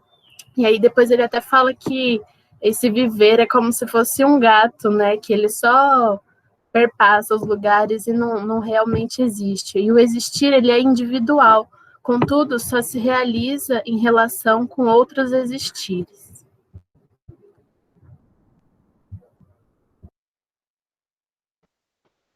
Joia, Letícia. Laís? Laís, posso só fazer uma coisa antes? Desculpa interromper. Pessoal, eu vi que tem um pessoal saindo aí. Eu vou colocar um link no chat, que é desse Mintmeier. E eu vou mandar lá no grupo também. Vocês clicando no link, vai aparecer 3 quadradinhos. E daí tem uma pergunta, que é para formar uma nuvem de palavras. Então é só clicar e colocar as 3 palavras que você achar. Vou deixar aqui no chat já, tá bom? Vai fundo, Laís. Tá bom, né? E posso aproveitar que já interrompeu, Laís? E quem ainda não está participando do WhatsApp, que queira participar, por favor, Gabriel, que está aí, manda aquele link que você mandou para as pessoas poderem entrar no WhatsApp, porque tem muita gente que está aqui e não está no nosso grupo do WhatsApp. Já faço certo? isso também, tá aqui fácil para mim. Beleza. Então tá. Ótimo. Tá bom. O meu é um pouco mais, assim, da partilha, né, que a gente acaba refletindo junto com todo mundo, com todas as falas, né? Começou quando, acho que a segunda fala depois de mim, eu já queria falar de novo. Mas, diante de tudo, né, que todo mundo falou, eu acho que o que a Poliana trouxe marcou bastante um pouco das minhas angústias, foi muito bom, assim, ouvir um pouquinho de cada um. A gente acaba que partilhando mesmo com as limitações, assim, né? O outro não sabe, mas na nossa cabeça está aqui fervilhando junto. E aí, esse momento atual, ele me angustia muito, né? Eu acho que todo mundo, na verdade. Mas quando o Freire, ele coloca na página 73, ele fala esse retrato, assim, né? De uma maneira mais resumida do que é a nossa sociedade, ele fala assim: na verdade, nas sociedades alienadas, condição de onde partíamos e de que saíamos, as gerações oscilam entre o otimismo ingênuo e a desesperança. E aí essa vivência que a gente tem tido, né, as pessoas com quem a gente tem conversado e questiona, né, se está em casa, se não está em casa, se pode ficar em casa e não está em casa e por que disso, né, e tenta de alguma maneira dialogar com essas pessoas no sentido de entender ou de alertar, né, do que realmente tem acontecido na nossa sociedade em detrimento de uma pandemia que é de caráter biológico, né, assim, é real. E aí, às vezes, assim, muito me angustia mesmo e me entristeceu muito durante esses tempos, porque eu me deparava com discussões que é uma pandemia ideológica que foi pregada pela China, né, pelos comunistas e o PT e para derrubar o Bolsonaro, e assim, umas teorias da conspiração, e que eu não conseguia entender assim, os fundamentos e da onde que sai algumas coisas desse tipo, e que me horroriza e me desespera, né, de certa maneira. E aí, entender, né, assim, nós estamos num momento que a sociedade está alienada. Eu acho que é claro que tem grupos de pessoas que têm esse movimento de transitividade da consciência ingênua para a consciência crítica, e eu acredito que há essa possibilidade de pessoas nesse momento atual que eu considero extremamente alienada dentro desse contexto todo. E aí os caminhos, né, que a gente precisa percorrer para alcançar isso, eles não são fáceis, né? E eu acho que é nosso papel como professores, a maioria aqui eu acredito que seja professor, de auxiliar nesse processo de construir essa transitividade da consciência ingênua para a consciência crítica. E aí, quando eu me recordo, né, do momento quando eu comecei a dar aula no ensino superior, e a Camila me ajudou um pouco nesse comecinho, né, Camila? Porque o medo tomava conta de mim. O medo do novo, o medo, a insegurança, né, que em mim já estava, de certa maneira, eu tenho uma consciência de que eu quero construir um diálogo com os meus alunos e propor uma educação diferenciada e crítica, em que os meus alunos tenham essa compreensão do todo, de onde eles estão, por que eles estão nesse lugar e qual é o papel deles e tudo mais, mas ao mesmo tempo eu ficava assim, nossa, mas e se o aluno me fizer uma pergunta e eu não souber responder? Porque em mim ainda estava inculcada aquela concepção de professor que precisa sempre ser aquele detentor do conhecimento todo e eu sempre preciso ter uma resposta para dar para o meu aluno. E é um movimento que eu preciso brigar comigo mesma para sair dessa perspectiva aí mais vertical de ensino para ir na perspectiva mais horizontal, que nem a Débora estava falando, né? Que a gente precisa ir para essa horizontalidade. E aí, quando o Freire depois, na página, deixa eu ver, na página 93, no finalzinho, ele vai, depois que ele traz todo esse percurso histórico, né, em que nós surgimos desse colonialismo, ele vai destacar algumas palavras que fazem parte da nossa cultura, né, de que nós estamos acostumados a sempre receber, a ser mandado, né, então assim, e é um tipo de cultura que a educação, ela contribuiu para que a gente tivesse isso enraizado, esse posicionamento de passividade, esse posicionamento de ser dependente, de protecionismo, né? Sempre nessa recepção. E aí nós nos constituímos como uma sociedade que negou o diálogo, que negou a comunicação por muito tempo.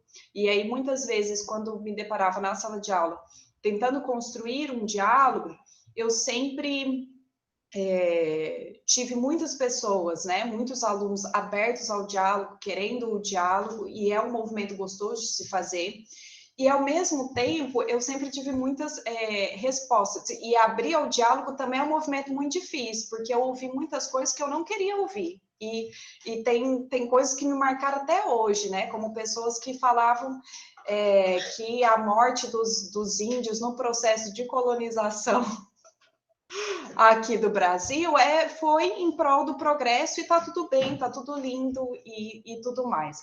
E aí, quando o Freire ele vai falar sobre o que é o mutismo, de certa maneira, isso me conforta entender, né? Quando a gente abre para o diálogo e ouve coisas desse tipo que a gente não queria ouvir, eu penso que também são ainda pessoas que são mudas, que ainda estão aceitando discursos que são construídos aí no convencimento para que essas pessoas continuem na passividade, para que elas não transgridam o que já existe, né?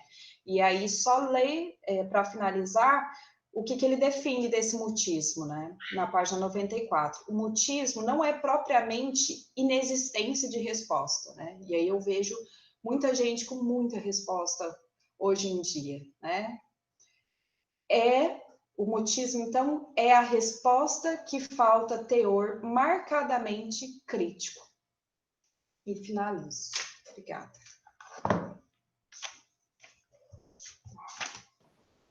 Léo.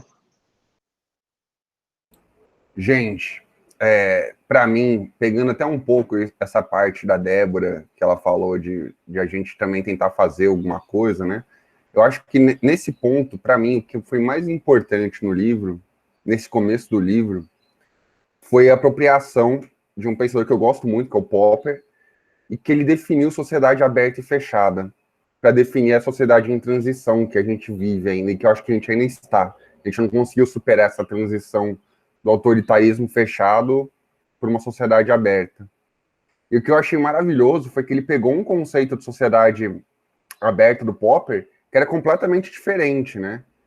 Tem um livro famoso do Popper, que é uma crítica a Platão e Marx, Engels, uma crítica epistemológica até, né? Ele preocupa com a verdade, a importância da verdade na sociedade, e ele transpõe isso para conceitos que eu achei fenomenal de sociedade, tanto aberta quanto a fechada, né? para ficar nos 3 minutos e não ficar aqui, eu vou colocar só uma parte específica aqui da sociedade fechada no chat, que, deixa eu ver, foi a primeira parte, que ele fala aí para ler para vocês aqui, que eu acho que isso é uma parte, é um pensamento que representa muito isso, como a gente não conseguiu sair disso ainda, representa muito o Brasil, vindo desse ranço do autoritarismo brasileiro, né, que a gente herdou da colonização, do império e que ainda continua, né. Fechada, participação popular, liberdade, propriedade, autoridade, educação e muitos outros, de que decorriam tarefas específicas, tinham uma tônica e uma significação que já não satisfazem a sociedade em trânsito. A nossa preocupação, de resto, difícil, era a captação de novos anseios com a visão nova dos velhos temas que, se consubstanciando, nos levariam a uma sociedade aberta, mas que, distorcendo-se, poderiam levar-nos a uma sociedade de massas, em que, descriticizado, que daria o homem acomodado e domesticado. A educação, por isso, na fase de trânsito em que vivíamos, se fazia uma tarefa altamente importante. E aqui eu vejo isso. Eu acho que a gente ainda estava numa sociedade em trânsito, eu quero acreditar que a gente não virou já a sociedade totalmente em massas, que a gente estava fazendo avanços. Agora, essa matriz teórica, que foi, para mim, muito importante no começo desse livro, a gente está nesse ponto. A gente está nesse ponto, nessa transição entre uma sociedade em transição, que a gente não conseguiu, depois da redemocratização, construir avanços significativos no sentido explícito, romper com o ranço autoritário, romper com a herança da sociedade fechada, e que agora a gente está rumando muito rapidamente para essa sociedade de massas, que ele fala aqui, uma sociedade descriticizada. E daí também meu anseio é justamente esse da Débora. E aí? Ler é maravilhoso, mas o que a gente vai fazer? Como vencer essa desesperança? Como vencer esse momento e começar a trazer a criticidade? Só para trazer uma experiência pessoal, eu recentemente fiz uma entrevista para uma escola particular aqui, e daí na entrevista eles já falaram que não podia trazer política, que eles queriam professores que fossem, não é autoritário, mas que respeitassem as diversas possibilidades, deixassem o aluno escolher a própria. Então, o professor tinha que ser neutro, não podia trazer política, a gente precisava trazer o conteúdo. Encerro aqui.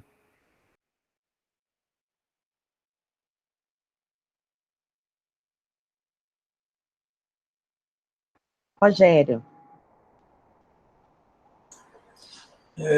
Então, minha fala vai, acho que na verdade está tudo caminhando para uma mesma linha de raciocínio. O que eu ia falar tem muito a ver com o que você acabou de dizer aí, Leonardo, dessa perseguição aí, haja vista o Escola Sem Partido, a tentativa de silenciamento dessa visão, porque justamente o que a gente está discutindo aqui, essa educação com prática de liberdade, é a pessoa não só aprender a geografia, a história, a gramática, a língua portuguesa, etc., etc., etc., mas fazer a leitura do mundo, ver como que esses conceitos se aplicam à sua realidade, perceber as injustiças e pensar como que podemos atuar, né, enquanto seres humanos que estão no mundo, que existem, como nós podemos transformar a realidade, né, e fugir desse quadro colonial muito bem apontado aí por alguns de nós. Aí a Débora trouxe essa ideia decolonial aí de fugir dos modelos que invisibilizam saberes relacionados à raça, opressões de raça, de gênero. Então, assim, voltando no texto aqui, eu tinha feito uma outra marca, e que, como eu tinha dito na minha outra fala de que esse livro, ao mesmo tempo que às vezes a gente fica revoltado e pensando em como poderia ser diferente, talvez, se a gente tivesse, se não tivesse tido essa quebra nesse movimento de alfabetização, que não era só um movimento de alfabetização, mas um momento de educação política também, de entender, as pessoas se entenderem como sujeitos.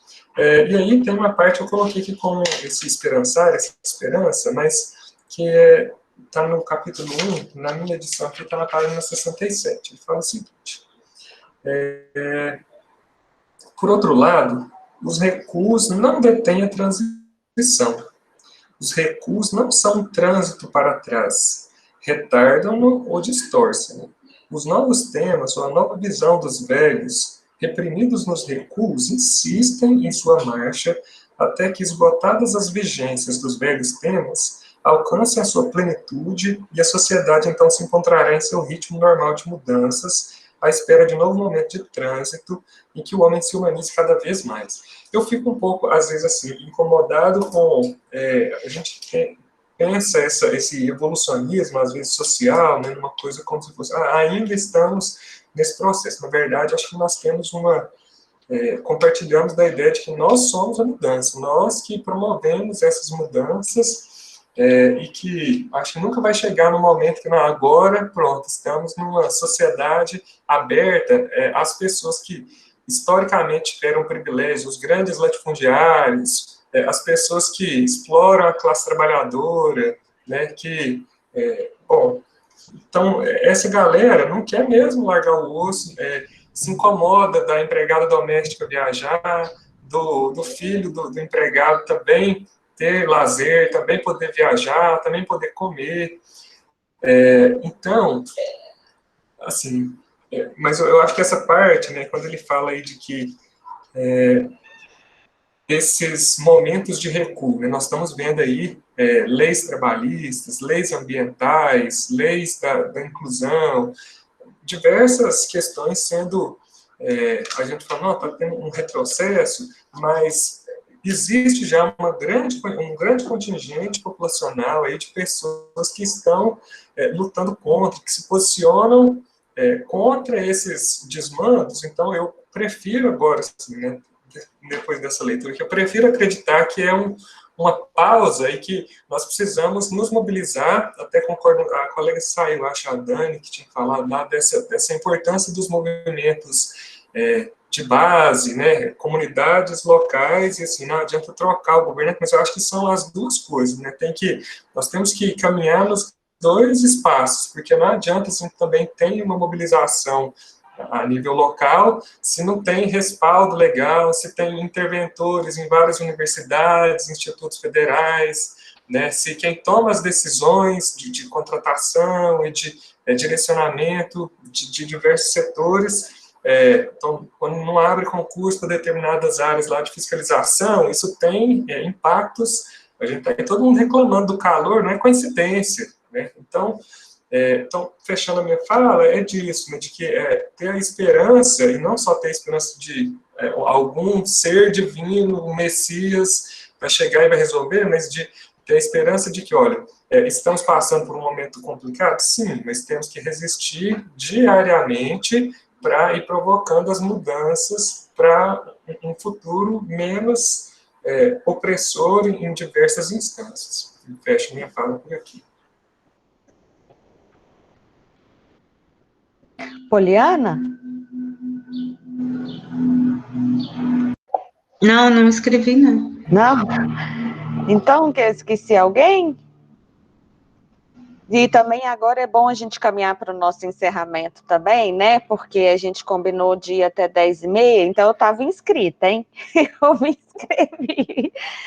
E eu acho que para encerrar, não dá para encerrar, né, gente? A gente viu como é que hoje, assim, muito interessante os olhares de cada um, de cada uma, né, a forma como cada um trouxe a sua leitura, a forma de ver, assim, a Laís, a hora que começou lá, da ideia do Paulo Freire marxista e ao mesmo tempo cristão, né, como é que a transcendência para ele é algo importante, leu a ideia do criador, isto é, como aí depois quando a Débora falou, né, isso é, para muitos, a grande crítica que se faz ao Paulo Freire, como que pode ser um cristão e marxista? E ele mesmo responde, eu acho que isso a gente pode trazer na semana que vem, um trechinho de um vídeo dele falando como é que ele vive nessa contradição, compreendendo como nós somos mesmo contraditórios, nós não estamos falando que não existe a idealização, como o Rogério falou agora, da perfeição de alguém que chega com as respostas e a melhor forma de a gente pensar essa sociedade, de pensar a educação brasileira. E aí, para a gente encerrar na leitura, como eu tinha feito assim, porque Léo já colocou uma outra coisa que eu queria indicar para vocês, para mim a melhor definição da categoria dialogicidade de Freire também está no Educação como Prática da Liberdade. A segunda dica é que Paulo Freire é fundamental ler as notas de rodapé, né, porque a gente está bem acostumado que nota de rodapé a gente pode passar, não ler, não. No Paulo Freire tem que ler as notas de rodapé, são fundamentais para a compreensão, às vezes ele define categorias na nota de rodapé, então é importante que a gente também as leia, porque é ali que você vai ver, nesse contexto aqui, gente, eu queria dizer mais uma vez como é que a gente vê quem é que dialogava com Paulo Freire nesse momento, né? Claro que ele tem milhões de fontes, milhões eu estou exagerando, claro, mas muitas fontes que ele bebe ao longo da sua trajetória. Mas é bom reconhecer isso, né? Quem são as pessoas neste momento, neste livro que ele dialoga, ele cita Anísio de Teixeira, ele cita Fernando de Azevedo, ele cita os esebianos como parceiros de diálogo, Darcy Ribeiro, dentre eles. Então, compreender esse contexto aí é sempre importante para a gente também ler o Paulo Freire, né, Débora? Eu quero insistir na sua fala aqui, porque, assim, como a gente está se conhecendo nesse grupo, eu sou uma professora que eu me filio às pedagogias progressistas, eu me filio nessa teoria da educação libertadora por compreender que ela, para além de uma análise crítica, ela é propositiva, e esse lugar da praxis, para mim, é fundamental como professora, né, que não é a gente só discursar sobre, mas é a gente fazer da nossa prática um exercício da nossa coerência teórica, né, como é que a gente dá coerência, dando sentido às coisas que a gente pensa, e isso para mim é muito freiriano, né, o ensinar exige a corporificação das palavras pelo exemplo, esse é um caminho que eu acho importante para a docência, né, para a gente pensar a partir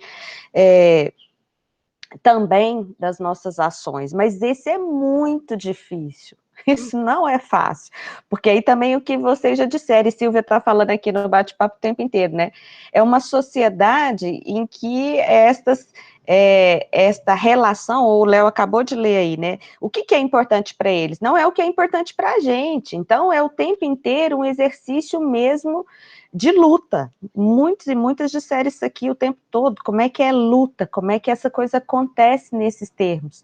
A Poliana está falando aqui do Círculo de Cultura de Tuiutaba, Laís, depois a gente podia fazer uma roda que a gente contasse um pouco essa experiência mesmo de Tuiutaba, que eu acho que é uma experiência importante num processo, até para a gente se conhecer, saber dessa experiência também aí, como possibilidade. E aí eu quero ler, no meu é a página 96, que vai dizer, Paulo Freire, daí a nossa insistência no aproveitamento desse clima, e a partir dele tentarmos o esvaziamento de nossa educação, de suas manifestações ostensivamente palavrescas.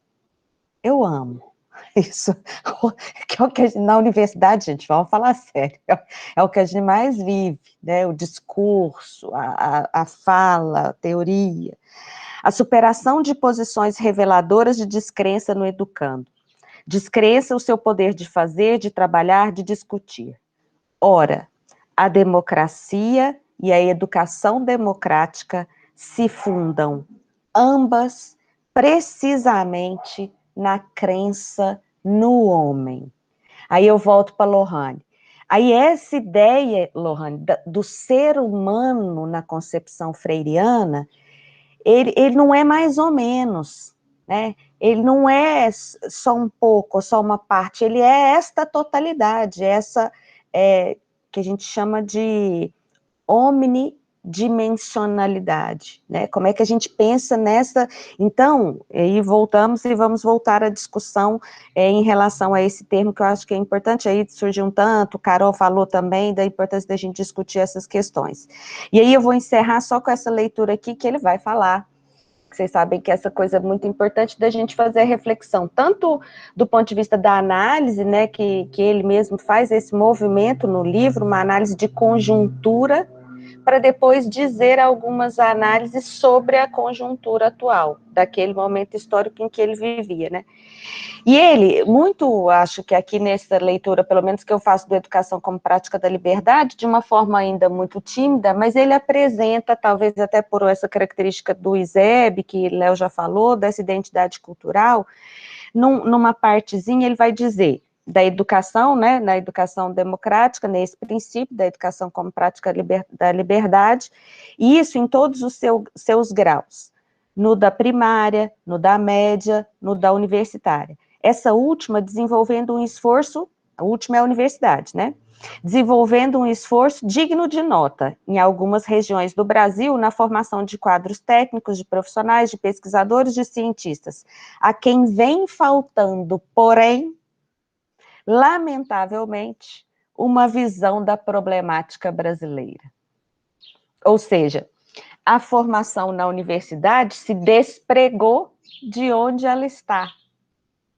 Né? E aí aquelas críticas que a gente escuta, as fontes são americanas, europeias, e muito pouco daquilo que de fato temos na nossa realidade, na nossa cultura, na nossa identidade. Né? Acho que esta assim, a reflexão, porque acho que é importante para a gente pensar como é que essa educação como prática da liberdade, e aí é a minha leitura, né, do Paulo Freire, além da crítica, é de se pensar o seguinte, há muito por fazer ainda, então eu não posso me omitir, eu não posso ficar quietinha do lado de cá, eu tenho que continuar nesse processo de transformação, porque olha só quanto ainda temos a transformar, quanto ainda temos que repensar nessa sociedade, porque é desse jeito, esse processo educativo desse jeito, esta sociedade, nessas condições, não é a que eu quero habitar.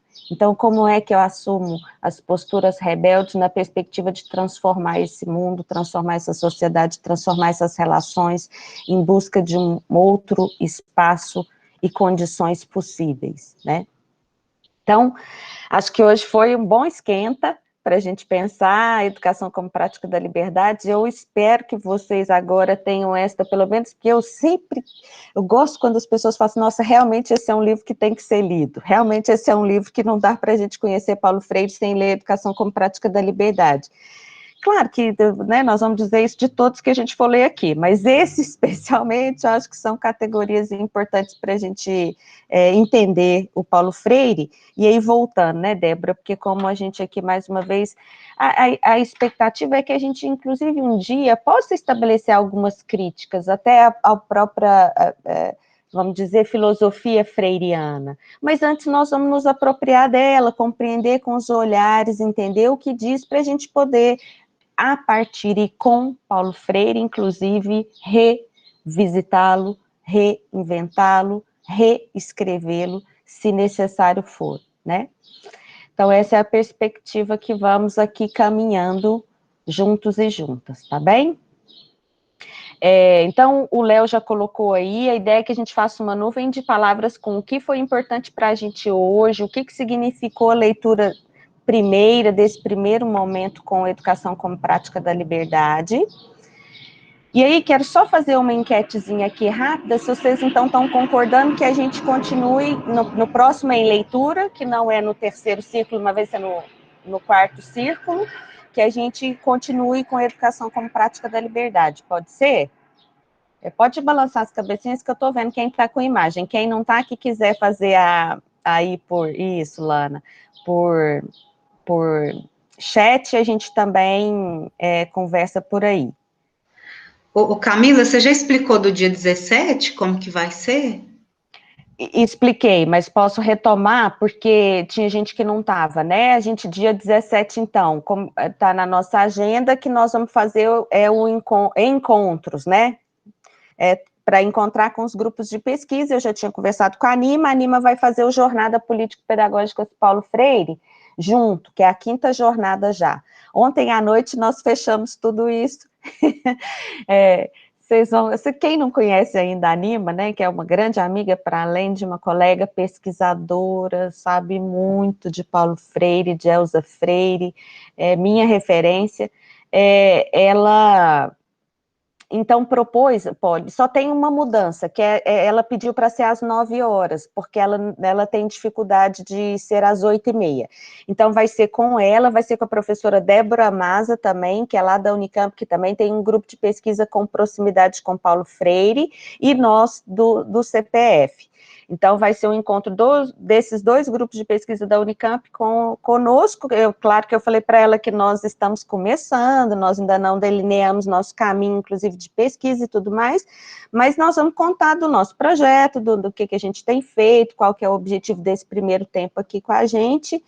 E ainda não definimos ontem, porque não conseguimos, mas como que vai ser, porque eu queria que a gente tivesse a oportunidade, sabe, fazer tipo, estamos aqui, com elas, né, claro que elas vão ter um tempinho de fala, depois abre para as nossas perguntas, e que vocês pudessem perguntar, mas pode ser aberto ao público, porque nós estamos juntando com a jornada delas, né, que é aberta ao público. Então, nós ainda estamos vendo qual que é a melhor metodologia para fazer isso, mas é assim que vai acontecer, então, dia 17, tá certo? Com um encontro com um grupo de pesquisa. Aí vai ter um link de inscrição, vai colocar... Vou mandar como eu fiz para vocês, mandei lá. Tem outra coisa, né, Priscila, que eu te prometi, nossa, eu faço promessa, depois eu mesma fico com isso na minha cabeça que eu não desligo, que é de compartilhar os slides, o material, para a gente ter um lugar que todo mundo possa acessar e tudo mais. E não é uma coisa de cada vez, a gente faz muitas coisas, então, porque eu estava com muito sonho que desse certo no Microsoft Teams, mas não deu. Eu consegui pegar lá, Camila. Ah, tá, você conseguiu entrar? Consegui. Que legal. Você viu que lá já coloquei todos os slides. Mas as nossas reuniões por lá, nós fomos fazendo teste, eu, Léo e Gabriel, e é muito difícil o ingresso de quem não é institucional, o e-mail, enfim. Aí nós achamos que ia dificultar a participação de vocês, desistimos do Microsoft Teams e viemos para o Meets.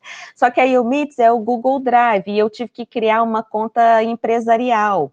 Enfim, então ainda não tem esse lugar, mas terá esse lugar nosso, de arquivo, de documentos, que tudo fica lá e vocês poderão acessar e poderão revisitar. Lembrando que aquele site do Princípios Éticos Freirianos também tem muita coisa, então vocês podem visitar por lá, mas não tem os nossos slides e nem terão por enquanto, mas a gente ainda vai ter esse espaço nosso de agregador, né, de organizar a nossa documentação e tudo que a gente usar, os nossos livros, as nossas leituras, os nossos relatos, as nossas nuvens de palavras, tudo nosso, nossa história, né? Nosso estatuto que a gente tem que fazer.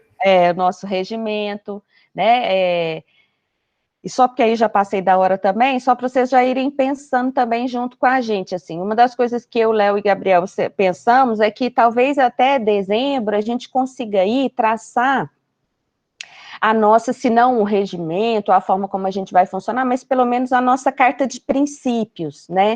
O que é importante para quem está no círculo? Que os princípios a gente elege como princípios nossos, assim, que vão fundamentar as nossas ações, que isso, né, gente, é essa ideia de dar a coerência às nossas, tudo que a gente faz aqui, que tenha esse princípio importante da coletividade. Então, se é coletivo, como é que nós vamos pensar primeiro, acho, pode ser primeiro, ou pode ser segundo, ou pode ser antes e depois, mas que a gente pense nos princípios que nos unem, os princípios que são para nós fundamentais para a gente participar do círculo né, e nessa perspectiva. Então, vão pensando nisso, tem várias cartas já elaboradas por vários institutos freirianos, por várias, né, Priscila pode também nos ajudar nisso, que a gente pensasse um pouco nessa história, como se a gente ali, até dezembro, nesse processo de nos conhecermos, a gente pudesse também elaborar a nossa carta de princípios,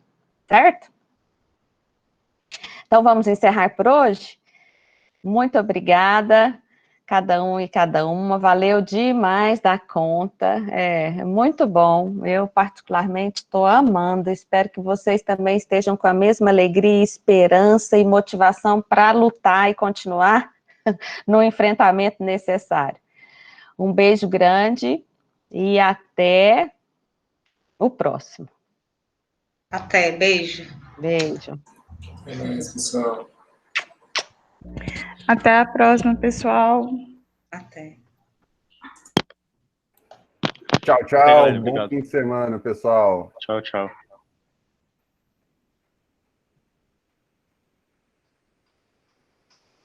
Eu estou tentando salvar aqui o bate-papo. Vocês sabem se esse daqui tem uma forma, Gabriel, de salvar sem ser copiando e colando? Se eu não me engano, deixa eu ver. Amor, salva o bate-papo, o chat? Quando você grava a reunião no Meet? Ah, deixa eu parar de gravar, né? Porque agora nós estamos... Camila, salva automático, só que demora um pouquinho para subir. Salva separado. Vai salvar separado um arquivo.